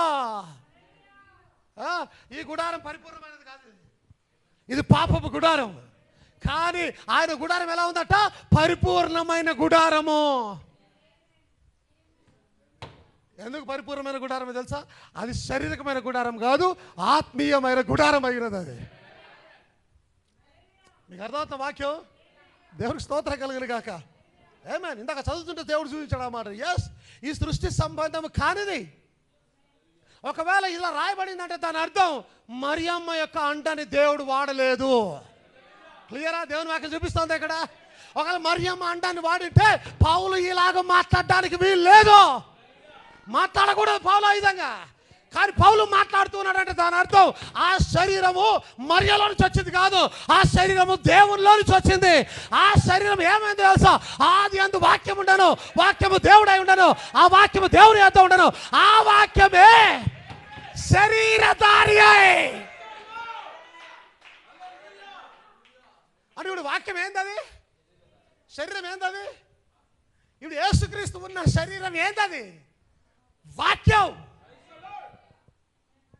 శరీరధారి అయి కృపా సత్య సంపూర్ణుడిగా మన మధ్య నివాసము చేశాను. ఈ ప్రత్యక్షత అందరికి రాదండి, కేవలం వధువుకు మాత్రమే వస్తుంది. ఇది దేవుడు తన వధువుకు మాత్రం బయలుపరుస్తూ ఉన్నాడు. ఎవరైతే 7 ముద్రల గ్రంథాన్ని తెరిచిన దాన్ని చూస్తూ ఉన్నారో వారికి మాత్రం బయలుపరచబడుతున్న మర్మాలై ఉన్నాయి ఇవన్నీ కూడా. ఆమేన్. హల్లెలూయా. ఈ సృష్టి సంబంధము కానిది. ఒకవేళ మరియలో నుంచి తీసుకుంటే అది ఈ సృష్టి సంబంధించినదే. ఈ సృష్టి సంబంధము కానీ దాన్ని పౌలు చెప్తున్నాడు, వాక్యం మాట్లాడుతుంటే దాని అర్థం అది సృష్టి నుంచి తీయబడలేదు, కానీ శరీరం అనేది బయటకు వచ్చింది. అది ఎక్కడికి వచ్చింది? వాక్యమే శరీరమాయను. ఏంటి? వాక్యమే శరీరమాయను. The spoken word is the original seed. Actual అక్కడ వాక్యమే శరీరం అవుతా ఉన్నది. ఆమేన్. ధర్మమహిమ కలుగును గాక. హల్లెలూయా. The virgin birth was a paradox. ఆ కన్య యొక్క గర్భము అదంతా కూడా ఒక నమ్మలేని నిజమై ఉన్నది. I do not believe that Jesus was any part of Mary. నేను నమ్మను యేసుక్రీస్తు మరియలోని ఏదో ఒక భాగం అంటే నేను నమ్మను. That was not his mother. Mariya ఆయన తల్లి కాదు. మరలా చెప్తున్నాను, జాగ్రత్త వినండి. అందరు ఇక్కడ ఉన్నారా? మరియా ఆయన తల్లి కాదు. That was not his mother. It was a woman that God used for that purpose. కేవలం ఆ ఉద్దేశం కొరకు దేవుడు వాడుకున్న ఒక మంచి గుణము కలిగిన స్త్రీ, పవిత్రతను కాపాడుకున్న ఒక స్త్రీ అయి ఉన్నది. Incubator to bear his child. తన బిడ్డను కని బయటికి తీసుకొని రావడానికి వాడుకున్న ఇంక్యుబేటర్. ఏమంటారు దాని తెలుగులో? ఇంక్యుబేటర్.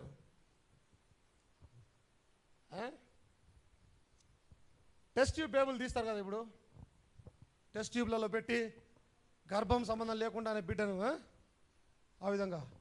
ఇన్క్యుబేటర్ అంటే వేడిగా ఉంచడానికి, పొదగడానికి, గుడ్డు పగిలిన తర్వాత బిడ్డ బయట రావడానికి. ఏదైతే ఇంక్యుబేటర్ అంటే వేడిగా ఉంచి బిడ్డను బయటికి ఎదిగిన తర్వాత బిడ్డను బయటికి తీసుకోవడానికి వచ్చి ఇన్క్యుబేటర్ లాగా మరియ గర్భాన్ని వాడుకున్నాడు ఆయన. ఆమేన్. దేవునికి స్తోత్రం కలిగింది కాక. మీకు గుర్తు ఇంతకుముందు నేను చెప్పాను, దేవుడు మరియలో నుంచి ఏది వాడుకోలేదు ఆయన. Nothing. The whole body was of God. దేవుని యొద్ద నుంచి వచ్చింది సమస్తము కూడా. ఆమేన్. That was not his mother. కాసు వినాడు, ఆమె ఆయన తల్లి కాదు. It was a woman. Okay. Birth cell of woman and man God created. God created the baby. దేవుడు ఒక బాలుని సృజించాడు. Both egg and blood. దేవుడు గుడ్డును అనగా అండాన్ని మరియు రక్తాన్ని దేవుడు తయారు చేశాడు మరియ గర్భంలో. వినండి. Both cell of woman and man God created. ఆ ఉమెన్ నుంచి వచ్చే అండాన్ని, అదే మనుషుల నుంచి వచ్చే రక్త కణాన్ని రెండింటినీ దేవుడు తయారు చేశాడు. అందరు ఇక్కడ ఉన్నారా? ఆమేన్. హల్లెలూయా. That's a reason that body was raised up. Certainly ఆ కారణం చేతనే ఆ శరీరము తిరిగి లేచింది, పునరుత్థానం అయింది తిరిగి. ఆమేన్. అది మామూలు శరీరం కాదు. మీకు అర్థమవుతుందా? పాపం శరీరం కాదు. ఒకవేళ అది పాపం శరీరం అయితే అది తీర్పు కొరకు వెయిట్ చేస్తూ అక్కడే ఉండాలి సమాధిలో. అది లేచి వచ్చిందంటే ఈ శరీరము కాదు, అది దైవికమైన శరీరం అయి ఉన్నది, పాపము లేని శరీరమైనది. దేవుడు తయారు చేసిన శరీరము పాపము లేనిది. వెయిట్ చేయాల్సిన అవసరం లేదు సమాధిలో. అందుకే అది లేచి వచ్చింది. Certainly he was the first of the resurrection. పునరుత్థానములో ఆయనే ప్రథమ ఫలం అయి ఉన్నాడు. ఆమేన్. So he never called her mother. వినండి, ఇందాకేం చెప్పాను? ఆమె యేసుక్రీస్తుకు తల్లి కాదు. ఓకే, నువ్వు తల్లి కాదంటే అయిపోయిందా? ఆయన తల్లి అని పిలుస్తున్నాడు కదా, అమ్మ అని పిలుస్తున్నాడు కదా. యేసుక్రీస్తు పరిశుద్ధ గ్రంథంలో ఎప్పుడు కూడా మరియను అమ్మ తల్లి అని పిలవలేదు. ఇక్కడ ఉన్నారా?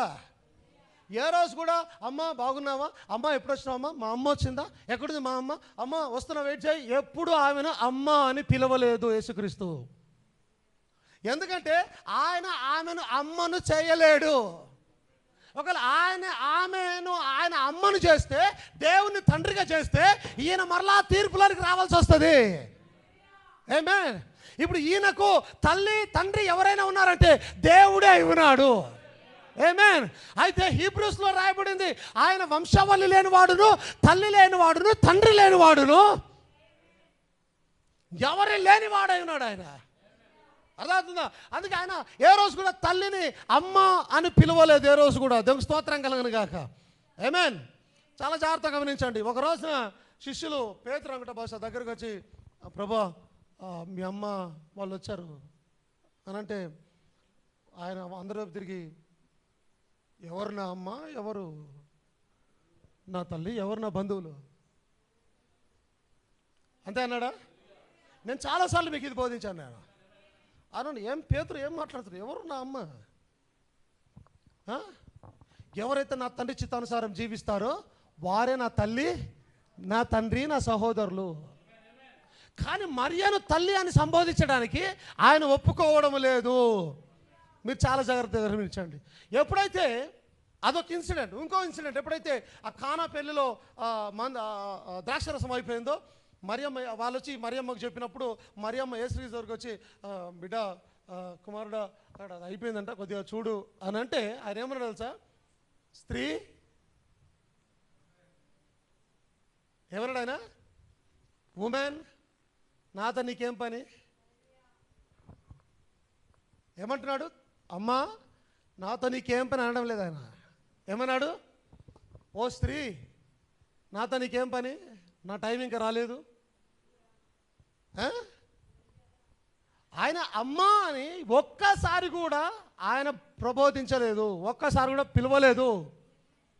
ఎందుకంటే ఆమె ఆయన యొక్క తల్లి కాదు, కేవలము దేవుడు ఈ లోకంలోనికి రావడానికి వాడుకున్న ఒక పవిత్రమైన పాత్ర మాత్రమే. మరియమ్మ కూడా తీర్పులో నిలబడాల్సి వస్తుంది. ఆమేన్. అన్లెస్ ఆమె వధువు కాకపోతే, కానీ ఆమె వధువులో ఉన్న లెక్కలో ఉంటుంది కాబట్టి తీర్పులకు రాకుండా తీర్పు తీర్చే వారిలో మనతో పాటు కూర్చుండిపోతా ఉన్నది ఆమె. ఎందుకు? ఆమె యేసుక్రీస్తుని అంగీకరించింది, వర్తమానాన్ని అంగీకరించింది ఆ దినానికి కాబట్టి. అర్థమవుతుంది మీకు అందరికీ? దానికి స్తోత్రం కలుగును గాక. హల్లెలూయా, ఆమేన్.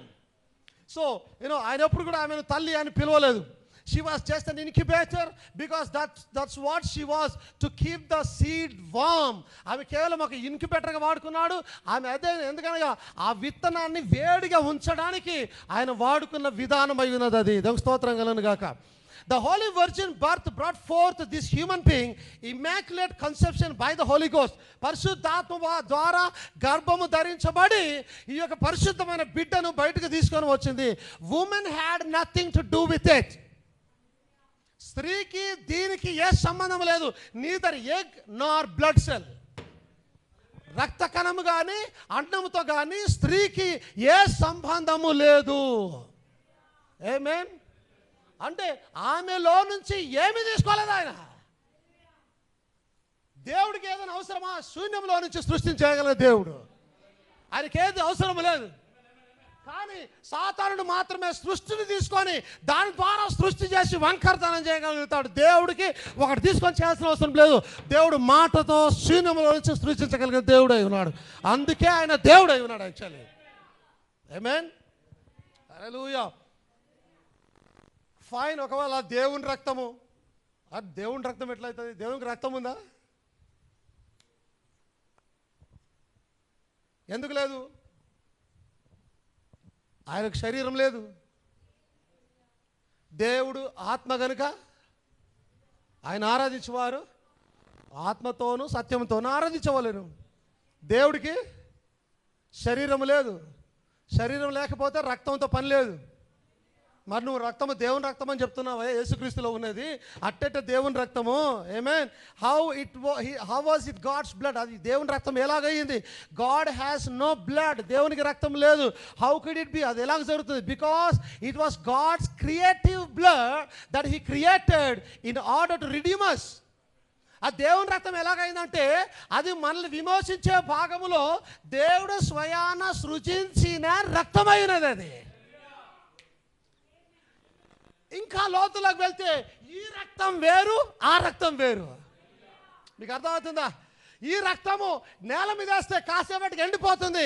ఆ రక్తము ఇంకా పచ్చిగానే ఉన్నది. అది ఈరోజు కూడా ఇంకా విలువను అలాగే కలిగి ఉన్న రక్తమైనది అది. ఆమేన్. ఇది శారీరక రక్తమైనది, అది ఆత్మీయ రక్తమై ఉన్నది. ఆమేన్. రక్తం ఎలాగొచ్చిందో మరలా వినండి. ఎప్పుడైతే ఆయన మాట్లాడుచున్నాడో రక్తము కలుగునుగాక, రక్తం ఏర్పడింది అనగా మాట కలుగునుగాక పలకగా అనగా వాక్యమే రక్తమయ్యింది, వాక్యమే శరీరమైనది. తెలుస్తోతగలను గాక. ఆదెందు వాక్యం ఉండను, వాక్యము దేవుని వద్ద ఉండను, ఆ వాక్యమే కృపాసత్య సముద్రం శరీరధారియే. అంటే ఇప్పుడు యేసు ఆ మరియ శరీరంలో వచ్చినటువంటి ఆ రక్తము కానీ ఆ గుడ్డు కానీ ఏమైనా తెలుసా? ఆది యందున్న వాక్యమైనవే. ఈ సమయం వచ్చినప్పుడు ఆ వాక్యమే కృపాసత్య సంపూర్ణంగా శరీరధారి మన మధ్య నివాసం చేయడానికి వచ్చి ఉన్నాయి. అబ్సల్యూట్గా శరీరం అయింది ఆ వాక్యము. నమ్ముతున్నారా?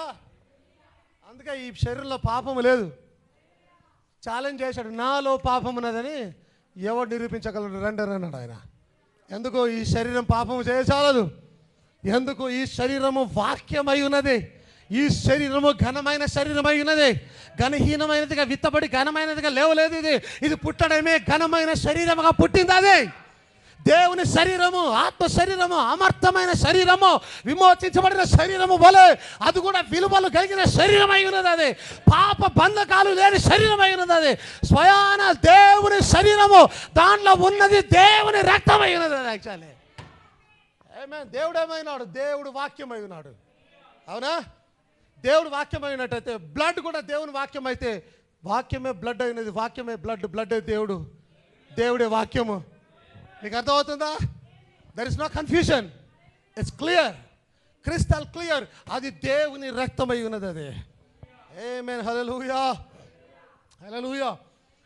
ఏలయనగా ఒక మనిషిని అవిధేయత వలన అనేకులు పాపులుగా ఎలాగూ చేయబడిరో, వింటున్నారా? ఒక మనిషిని అవిధేయత వలన అనేకులు పాపులుగా ఎలాగూ చేయబడిరో, for as by one man's disobedience many were made sinners. అవిధేయత చేసింది పురుషుడా స్త్రీయా?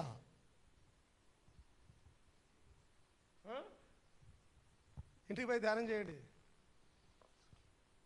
మొదటగా అవిధేయత చూపింది పురుషుడా స్త్రీయా? స్త్రీ కదా, అవ్వమ్మ కదా, ఈవి కదా మొదటగా అవిధేయత చూపింది వాక్యానికి. కానీ వాక్యం సెలవిస్తుంది ఎలాగనగా ఒక మనిషిని అవిధేయత వలన అనేకులు పాపులుగా ఎలాగూ చేయబడిరో, వన్ మ్యాన్స్, ఇంగ్లీష్లో పురుషుడు అని రాయబడింది. ఒక పురుషుని అవిధేయత వలన అనేకులు పాపులుగా ఎలాగూ చేయబడిరో, అలాగే ఒకని విధేయత వలన అనేకులు నీతిమంతులుగా చేయబడుదురు. ఆ మొదటి అవిధేయత చూపించిన మనుషుడు ఎవరో తెలుసా? ఆదామై ఉన్నాడు. అయితే చివరిగా విధేయత చూపించిన మనుషుడు ఎవరో తెలుసా? కడపటి ఆదామై ఉన్నాడు. ఆయన కడపటి ఆదామై ఉన్నాడు ఆయన. ఆమేన్. అలాగే ఒకని విధేయత వలన అనేకులు నీతిమంతులుగా చేయబడదురు. ఏం విధేయత తెలుసా? తండ్రి నీ చిత్తమైతే ఈ గిన్నె నా యొద్ద నుంచి తొలగించు, ఆయనను నా ఇష్టము కాదు నీ చిత్తానుసారమే జరుగునుగాక. నేను సిద్ధంగా ఉన్నాను తండ్రి, నీ చిత్తమే జరుగును గాక. ఒక్కని విధేయత వలన అనేకులు నీతిమంతులుగా తీర్చబడుచూ ఉన్నారు ఇక్కడ. మరియు అపరాధము విస్తరించినట్లు ధర్మశాస్త్రం ప్రవేశించాను. పాపమునకున్న బలము ధర్మశాస్త్రమే. మీకు అర్థమవుతుందా? పాపానికి ఉన్న బలం ధర్మశాస్త్రమే. పాపం మరి అపరాధాన్ని విస్తరించినట్లుగా ధర్మశాస్త్రం ప్రవేశించాను. ఆయనను పాపము మరణమును ఆధారం చేసుకుని ఎలాగూ ఏలెనో అలాగే నిత్య జీవము కలుగుటకై నీతి ద్వారా కృపయు మన ప్రభువైన యేసుక్రీస్తు మూలంగా ఏలు నిమిత్తము పాపం ఎక్కడ విస్తరించనో అక్కడ కృప అపరిమితముగా విస్తరించారు. యాక్చువల్లీ అందుకే ఈరోజు కృప చేతనే రక్షించబడి ఉన్నాము, ధర్మశాస్త్రము చేత కాదు. ధర్మశాస్త్రం పాపనుకున్న బలమైన స్తోత్రం కలుగుగాక. కానీ మనము కృప చేతనే రక్షించబడి ఉన్నాం. ఎక్కడైతే పాపం విస్తరించిందో అక్కడ కృప అపరిమితముగా విస్తరిస్తూ ఉన్నది ఇక్కడ. అందుకే కృప కృప కృప అని అరుస్తూ పక్షిరాజు దిగి వస్తూ ఉన్నాడు. తలరాయి అందుకే దిగి వస్తూ ఉన్నది. Praise the lord. దేవుని మహిమ కలుగునుగాక. హల్లెలూయా. ఆమేన్. ఏంటి దేవుని రక్తం? అది ఎవరి రక్తం? ఎవరి రక్తం అది? దేవుని రక్తం అది. అందరికడే ఉన్నారా? దేవుని రక్తం అది. ఓకే, సో చూడండి. But when I was Born the second time, నేను రెండోసారి జన్మించినప్పుడు దేని గురించి మాట్లాడుతున్నాడు ఆయన? నూతన జన్మ గురించి మాట్లాడతాడు, తిరిగి జన్మించిన గురించి మాట్లాడుతున్నాడు. జాగ్రత్త వినండి, నేను ముగిస్తున్నాను. Okay, so when I was Born the second time, నేను రెండోసారి జన్మించినప్పుడు, వింటున్నారా? ఇంతకుముందు చెప్పాను నేను ఒకసారి ఈ మాటల్ని, మీకు ఎలిగి ఉండాలి. నేను రెండోసారి జన్మించినప్పుడు I got a different kind of blood. నేను రెండోసారి తిరిగి జన్మించినప్పుడు నాకు వేరే రకమైన రక్తము నాలోకి వచ్చింది. అటట, దట్స్ రైట్, అది అవునండి. When I got the new birth I got a new blood. నేను నూతన జన్మ పొందినప్పుడు నూతన రక్తం నాలోకి వచ్చింది. ఆమేన్. మీకు అర్థమవుతుందా ఏం రక్తం వచ్చిందో? ఆమేన్. And so he taken away the old and gave the new. ఆయన పాత తొలగించి కొత్త దాన్ని ఇచ్చి ఉన్నాడు. So you know when he gives you new, he just makes you new all over. ఆయన నీకు ఎక్కడైతే కొత్త దానాన్ని ఇస్తాడో నిన్ను సమస్తము కొత్త దానిగా చేస్తాడు. అంటే రక్తం ఒకటే కొత్తగా రాలే, శరీరము కూడా కొత్తగా అవుతా ఉన్నది. అందుకే ఈ శరీరము కుళ్ళు పట్టకుండా మార్పు చెంది పైకి వెళ్ళిపోతుంది. ఎందుకంటే ఈ శరీరము మానవ శరీరముగా ఉండదు. తిరిగి జన్మించిన తర్వాత ఇది కూడా యేసుక్రీస్తు శరీరము లాగా మారిపోతుంది. ఏమి అందరూ నన్ను వెంబడిస్తున్నారా?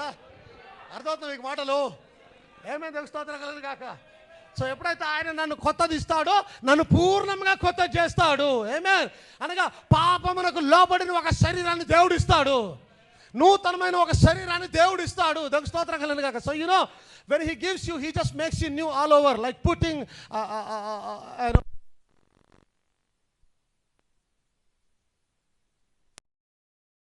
ఆ విధంగా నిన్ను కొత్త బాటలుగా చేసి, కొత్త వ్యక్తిగా చేసి, కొత్త ద్రాక్షరసంగా మారుస్తాడు. హల్లెలూయా, ఆమేన్. వాక్యాన్ని మీరు నమ్మాలి. హల్లెలూయా. ఎప్పుడైతే తిరిగి జన్మించావో నీలో ఉన్న రక్తం మారిపోయింది. ఆమేన్. ఎప్పుడైతే తిరిగి జన్మించావో నీ శరీరం కూడా మారిపోయింది. హల్లెలూయా. ఏ శరీరం అయితే తెలుసాది? దేవుని రక్తం మారింది, దేవుని శరీరం వచ్చేసింది. హల్లెలూయా. ఇంకా చెప్పాలంటే 2000 సంవత్సరాల క్రితం యేసుక్రీస్తు ఏ శరీరం అయితే దిగి వచ్చాడో తిరిగి జన్మించిన తర్వాత అదే శరీరం రాబోతా ఉన్నది. హల్లెలూయా. అప్పుడే దేవుడు ఈ శరీరంలో నివసించగలుగుతాడు. హల్లెలూయా. దేవుడు పాపంతో ఉన్న శరీరంలో దేవుడు నివసించున్నాడు. కానీ తిరిగి జన్మించిన తర్వాత నువ్వు పరిశుద్ధాత్మను పొందుకుంటావు, దేవుడు నిన్ను నివాసం చేస్తాడు. అంటే ఇది ఈ భూలోక సంబంధమైన శరీరం కాదుగా. హల్లెలూయా. అర్థమవుతుందా అందరికీ? దేవుని స్తోత్రం కలుగును గాక. హల్లెలూయా. ఆమేన్. హల్లెలూయా. Yes, after that the Lamb of God was led away. You are the blood of your father and mother. హల్లెలూయా. నేను నా తండ్రి యొక్క తల్లి యొక్క రక్తాన్ని ఉన్నాను, మీరు మీ తల్లిదండ్రుల యొక్క రక్తమై ఉన్నారు. హల్లెలూయా. అంతేనా? ఆమేన్. హల్లెలూయా. బట్ బీయింగ్ బోర్న్ అగైన్, శారీరకంగా పుట్టినప్పుడు శారీరక రక్తాన్ని పంచుకున్నారు. కానీ ఆత్మీయంగా ఎప్పుడైతే తిరిగి జన్మించారో, being born again, okay, you are being born again, you become the blood of God. ఆమేన్. నువ్వు దేవుని రక్తంగా మారుతావు. ఆమేన్. ఈరోజు మీరు జాగ్రత్త వినాలని ఆశపడుతున్నాను. లేదా మీరు మర్చిపెట్టడం కాదు, మీరు తిరిగి జన్మించినప్పుడు మీరు దేవుని రక్తంగా మారుతారు. ఆమేన్. ఆమేన్. హల్లెలూయా. మీ ద్వారా ఇంకొకరికి రక్షణ ఇవ్వబడుతుంది. ఆమేన్. దేవుని రక్తం ద్వారానే రక్షణ పంచుకోబడుతుంది. స్తోత్రం కలుగును గాక. హల్లెలూయా. You become the blood of God, the blood of Christ cleansing us. క్రీస్తు రక్తంలో పవిత్రపరచగా మనము దేవుని రక్తంగా మార్చుకున్నాం. ఆమేన్. ఇది నమ్మాలంటే ప్రజల వల్ల కాదండి, అవునా? హల్లెలూయా. కేవలం వధువు మాత్రం నమ్మగలుగుతారు. ఆమేన్. బయట ఉన్న ప్రజలు, లోకంలో ఉన్న ప్రజలు, సంఘ శాఖలు కానీ అన్యులు కానీ హల్లెలూయా వేరే మతాల వారు ఎవరికి నమ్మలేరు. అదేంటి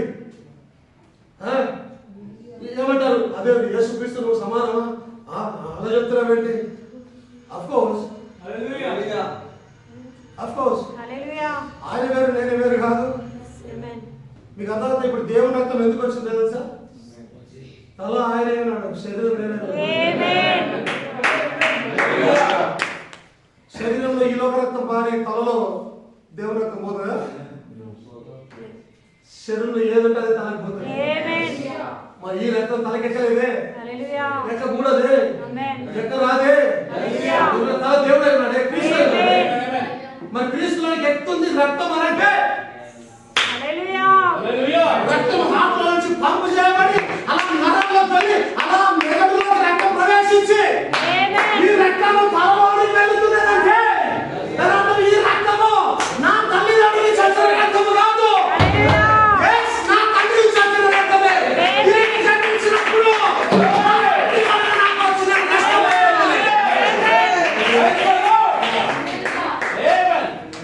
అర్థమవుతుందా? నువ్వు ఎప్పుడైతే ఈ లోకంలో పుట్టావో నీ తండ్రి రక్తాన్ని పంచుకుంటూ ఉన్నావు. Yes. నేను కూడా ఎప్పుడైతే ఆత్మీయంగా పుట్టానో పుడితే రక్తం రావాలిగా, కొత్త రక్తం వచ్చేసింది. శరీరం కూడా మారింది. ఆయన కృష్ణుని కూడా మారుస్తాడు. దేవుడు నూతనంగా చేస్తే రక్తాన్ని కొత్త పెట్టి శరీరాన్ని పాత పెట్టడా చేస్తే సమస్తాన్ని నూతనంగా చేస్తాడు.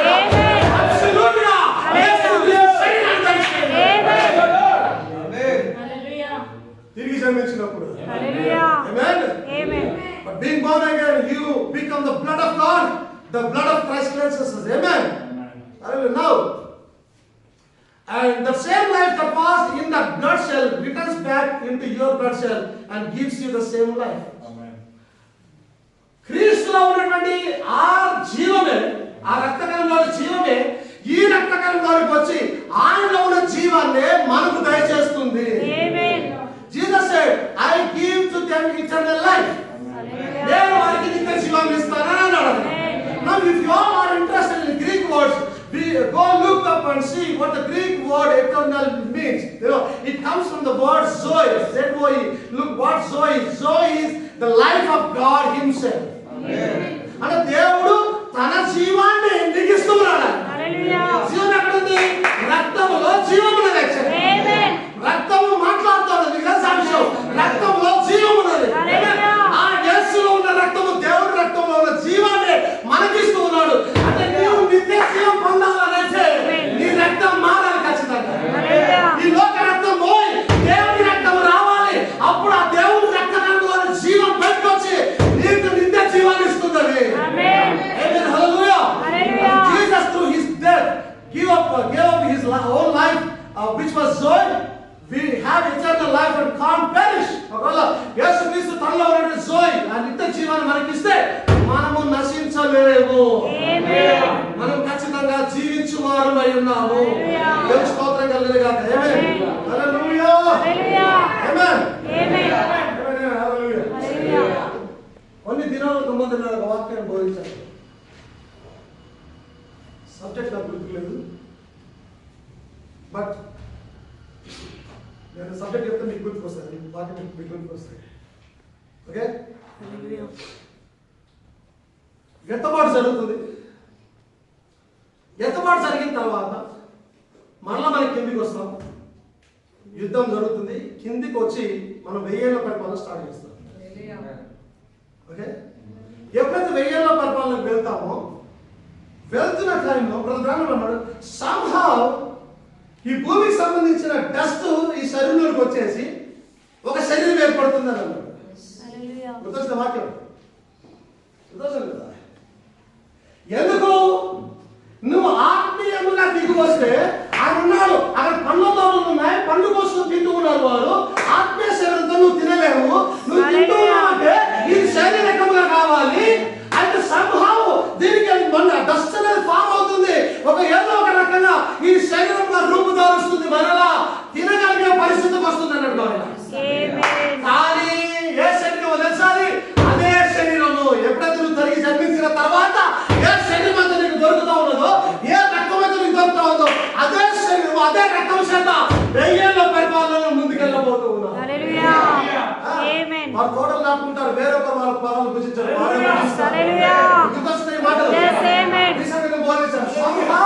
ఆ డస్ట్ అనేది ఆ బ్లడ్ అనేది మళ్ళా ఆ శరీరంలోకి వస్తుంది. మీరు మళ్ళా తినగలిగే పరిస్థితికి వస్తారు. అందుకే నేను చెప్పాను, యేసుక్రీస్తు చనిపోయి తిరిగి లేచి వచ్చిన తర్వాత తినడానికి ఏమనుందో అని అంటూ ఉన్నట్టు. అంటే ఆయన ఆత్మరూపంలో లేడు. ఆయన విమోచించబడిన శరీరంలో ఉన్నాడు. ఆ శరీరంలో కూడా విమోచించబడిన రక్తం మారుతా ఉన్నది. మీకు అర్థమవుతుందా? అది ఏ రక్తము? ఇదే రక్తము, తిరిగి జన్మించడం వచ్చే రక్తమే. ఆ శరీరంతోనే ఐ బిలీవ్ ఆ మిలియన్ 1000 ఏళ్ల పరిపాలనలోకి మనం వెళ్ళబోతూ ఉన్నాం. స్తోత్రం కదండి గాక. Amen. Amen. Hallelujah. Hallelujah. Amen. Hallelujah. So I will tell you, then when the old flesh begins to lust after things, the spirit says no. ఎప్పుడైతే ఈ పాత శరీరము ఆ పాపంలో వెనక పరిగెడుతుందో ఆత్మ చెప్తా ఉందన్న స్పిరిట్ సేస్ నో వద్దు.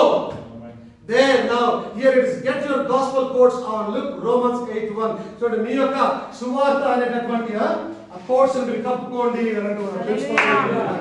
Amen. There is therefore now no condemnation to them that are in Christ Jesus. ఇప్పుడు క్రీస్తు యేసునందు వారికి ఏ శిక్షా విధియు లేదు. దేవుని స్తోత్రం కలుగును గాక. That walk not of the flesh but after the spirit. Amen. ఎవరైతే శరీరానుసారంగా కాకుండా ఆత్మానుసారంగా నడుస్తారో వారికి ఏ శిక్షా విధియు లేదు. Amen. దేవుని స్తోత్రం కలుగును గాక. Hallelujah. హల్లెలూయా. Hallelujah. దేవుని మహిమ కలుగును గాక. Amen. Amen. Hallelujah. ఇది జయించావా? Amen. రక్తం మారిందా? Hallelujah. శరీరం మారిందా? Hallelujah. కొత్త జీవమయ్యావా? Amen. ఆమేన్. ఇదిగో పాపము గతించెను, సమస్తము నూతనమాయెను. నూతనమాయెను. Amen. సమస్తము నూతనమాయెను. Hallelujah. ఎంత తిరిగి జన్మించి పరిశుద్ధాత్మ నీలో వస్తాడో ఈ శరీరం గతించిపోతుంది. Amen. ఈ రక్తం గతించిపోతుంది. Amen. నూతన శరీరం, నూతన రక్తం నీలో వస్తాయి. Hallelujah. అదేం రక్తం వేసాను తెలుసా? దేవుని శరీరం, దేవుని రక్తం. Amen. యేసుక్రీస్తు యొక్క స్వయాన వాటర్ కూడా అదే విషయాలు మనలోకి రాబోతూ ఉన్నాయి. దేవుని స్తోత్రం కలుగును గాక. Hallelujah. ఆమేన్. ఆమేన్. Hallelujah. ఆ రక్తం నీకు కావాలంటే ఏం చేయాలి? తిరిగి జన్మించు. రోడ్ల మీద బొక్కలు అనుకోవాలా? చెప్పండి మరి. రక్తం నీకు కావాలంటే బ్యాప్టిజం తీసుకొని తిరిగి జన్మించాలి. Hallelujah. Amen. ఆ రక్తము, ఆ శరీరం నీకు కావాలంటే, మార్పు పొందే శరీరం నీకు కావాలంటే Amen. అదవుతుందా? దేవుని మహిమ కలుగును గాక. Hallelujah. ఆ శరీరము, ఆ రక్తం నీకు కావాలంటే నువ్వు తిరిగి జన్మించాలి. Amen. బ్యాప్టిజం తీసుకోవాలి. యేసుక్రీస్తుని నీ సొంత రక్షకుడిగా అంగీకరించాలి. Amen. ప్రభువా నువ్వు నాకు కావాలని చెప్పాలి. Amen. అయ్యా నీతో పాటు వెయ్యేళ్ళ పరిపాలన నేను ఉండాలని చెప్పాలి. ఎంతమంది నేను ఆశతో ఎదురు చూస్తున్నారు వెయ్యేళ్ళ పరిపాలనకి వెళ్ళడానికి? ఎంతమంది తెలుసా? త్వరలోనే ఆ కార్యాలు జరగబోతుంది. Amen. ఎంతవాడు తర్వాత ఎక్కువ కాలం ఉండదండి. ఎంతవాడి తర్వాత ఎక్కువ కాలం ఉండదు. ఆ చివరి వారం మాత్రమే గడుస్తుంది ఆ యూదుల జీవితాలలో. ఆ తర్వాత వాళ్ళు కిందికి వచ్చేస్తారు. 1000 ఏళ్ళ పరిపాలన ఉంటుంది. Amen. ఎన్నేళ్ళు? 1000 సంవత్సరాలు. మిలీనియం. దేవుని మహిమ కలుగును గాక. Hallelujah. హల్లెలూయా. Hallelujah. ఎంతమంది ఆశతో ఉన్నారు వెయ్యేళ్ళ పరిపాలనలోకి వెళ్ళాలని? Amen. జనరల్గా ఆమేన్ హల్లెలూయా ఆమేన్ అని చెప్తూ ఉంటారు. దాన్ని సరిగా గుర్తుపట్టక 1000 ఏళ్ళ పరిపాలన. Hallelujah. దాన్ని గుర్తించే ప్రయత్నం చేయాలి. Amen. What is millennium? క్రీస్తుతో నువ్వు 1000 ఏళ్ళ పరిపాలన ఎలా చేస్తావు? నువ్వు ఎక్కడ కూర్చుండబోతున్నావు? ఏం తినబోతున్నావు? ఎలా ఉండబోతున్నావు? ఎలా ఏలబోతున్నావు? Hallelujah. నీకు అర్థమవుతుందా? Amen. దేవుని స్తోత్రం కలుగును గాక. Hallelujah. ఇంటికి వెళ్ళి ధ్యానం చేయండి. నిజంగా 1000 ఏళ్ళ పరిపాలన నేను ఉండబోతున్నాను. Amen. ఎస్. ఈ మార్పు చెందిన శరీరంతో, మార్పు చెందిన రక్తంతో, నూతన శరీరం, నూతన రక్తంతో తిరిగి జన్మించిన వాడనే, తిరిగి జన్మించిన ధనమై 1000 ఏళ్ళ పరిపాలన ఉండబోతున్నాను. Amen. ఆమేన్. Hallelujah. అందరూ ఇంటికి వెళ్ళి దాన్ని ధ్యానం చేయాలని నేను ఆశపడుతున్నాను. Amen. ఏదో పైకి క్రైస్తవుల్లాగా ఆమేన్ చెప్పుకుంటున్నాం కాదు. ఆ వాక్యం యొక్క నిజమైన అర్థాన్ని, గూఢార్థాన్ని గుర్తుపట్టుకునే ప్రయత్నం చేయండి. Amen. గుర్తుపట్టే ప్రయత్నం చేయండి. అసలు ఏంటది? ఈ 1000 ఏళ్ళ పరిపాలన ఏంటది? ఆమేన్. Hallelujah. స్తోత్రం కలుగును గాక. Hallelujah. హల్లెలూయా. Hallelujah. మేబీ దేవుని చిత్తమైతే ఈస్టర్ అయిపోయిన తర్వాత నేను last book of life series నేను ఇంకా కంటిన్యూ చేయాలనుకుంటున్నాను. ఆ సిరీస్ లో ఇప్పటికే 3-4 ప్రసంగాలు చేసి ఉన్నాను. అద్భుతమైన ప్రసంగాలు ఉన్నాయి. ఇంకా అప్లోడ్ చేయాలి యూట్యూబ్ లో. ఆమేన్. Amen. ఇక పైన రాబోతున్నాయి ఇంకా అద్భుతమైన విషయాలు రాబోతున్నాయి. Amen. ప్రార్థన చేయండి. నేను ధ్యానం చేస్తున్నాడు. దేవుడు అద్భుతమైన విషయాలు చూపిస్తున్నాడు. ఏం జరగబోతోంది 1000 ఏళ్ళ పరిపాలనకు ముందు, 1000 ఏళ్ళ పరిపాలనలో, 1000 ఏళ్ళ పరిపాలన తర్వాత, జడ్జ్మెంట్ టైంలో ఇవన్నీ కూడా ఏం జరగబోతోంది, ఎవరు ఉండబోతున్నారు అక్కడ, ఎవరు తప్పించుకుంటారు, ఇవే దేవుని స్తోత్రం కలుగును గాక. ఆమేన్. Hallelujah. ఆమేన్. Amen. మీరు ఆశ్చర్యపడే విషయాలు బయటకు రాబోతున్నాయి. Hallelujah. ఆమేన్. Amen. ఈరోజు నేను అది బోధించిన తర్వాత ఈరోజు ఈవెన్ వధువు సంఘాలలోనే చాలా మంది ఆశ్చర్యపోతారు. Amen. ఎస్, వాస్తవమే. నేను అది బోధించిన తర్వాత వధువు సంఘాలలోనే చాలా మంది ఆశ్చర్యపోతారు. ఎవరైతే డినామినేషన్స్ ని ద్వేషిస్తున్నారో, తక్కువ చూపు చూస్తున్నారో, అన్యులను తక్కువ చూపు చూస్తున్నారో, రక్షించబడిన వారిని తక్కువ చూపు చూస్తున్నారో, అదవుతుందా? వధువులు తక్కువ చూపు చూస్తున్నారు చాలా మంది, చాలా రకాలుగా. ఈవెన్ వధువు సంఘాలలో ఉన్న వారు కూడా ఆశ్చర్యపోతారు ఆ ప్రసంగం చేసిన తర్వాత. దేవుని నిజమైన ప్రణాళిక ఏందో గొర్రె పిల్ల జీవ గ్రంథం బయటికి తీసుకురాబోతున్నారు. ఓకే, గ్రంథం ఒకటే లేదు, చాలా గ్రంథాలు ఉన్నాయి. ఒక్కొక్క గ్రంథంలో కొంతమంది పేర్లు రాయబడ్డాయి. ఏ పేర్లు ఎక్కడ రాయబడితే మరి ఎక్కడ వెళ్తారు ఏంది ప్రార్థనలు పెట్టండి. దేవుడు అద్భుతమైన విషయాలు బయటకు తీసుకొని వస్తాడు, ప్రదర్శన తీసుకున్నాడు. దేవశితమైతే ఈస్టర్ సండే కాగానే నేను ఆ విషయాలు బోధించాలని ఆశపడుతున్నాను. ఎంతమందికి ఈరోజు వాక్యం అర్థమైందండి?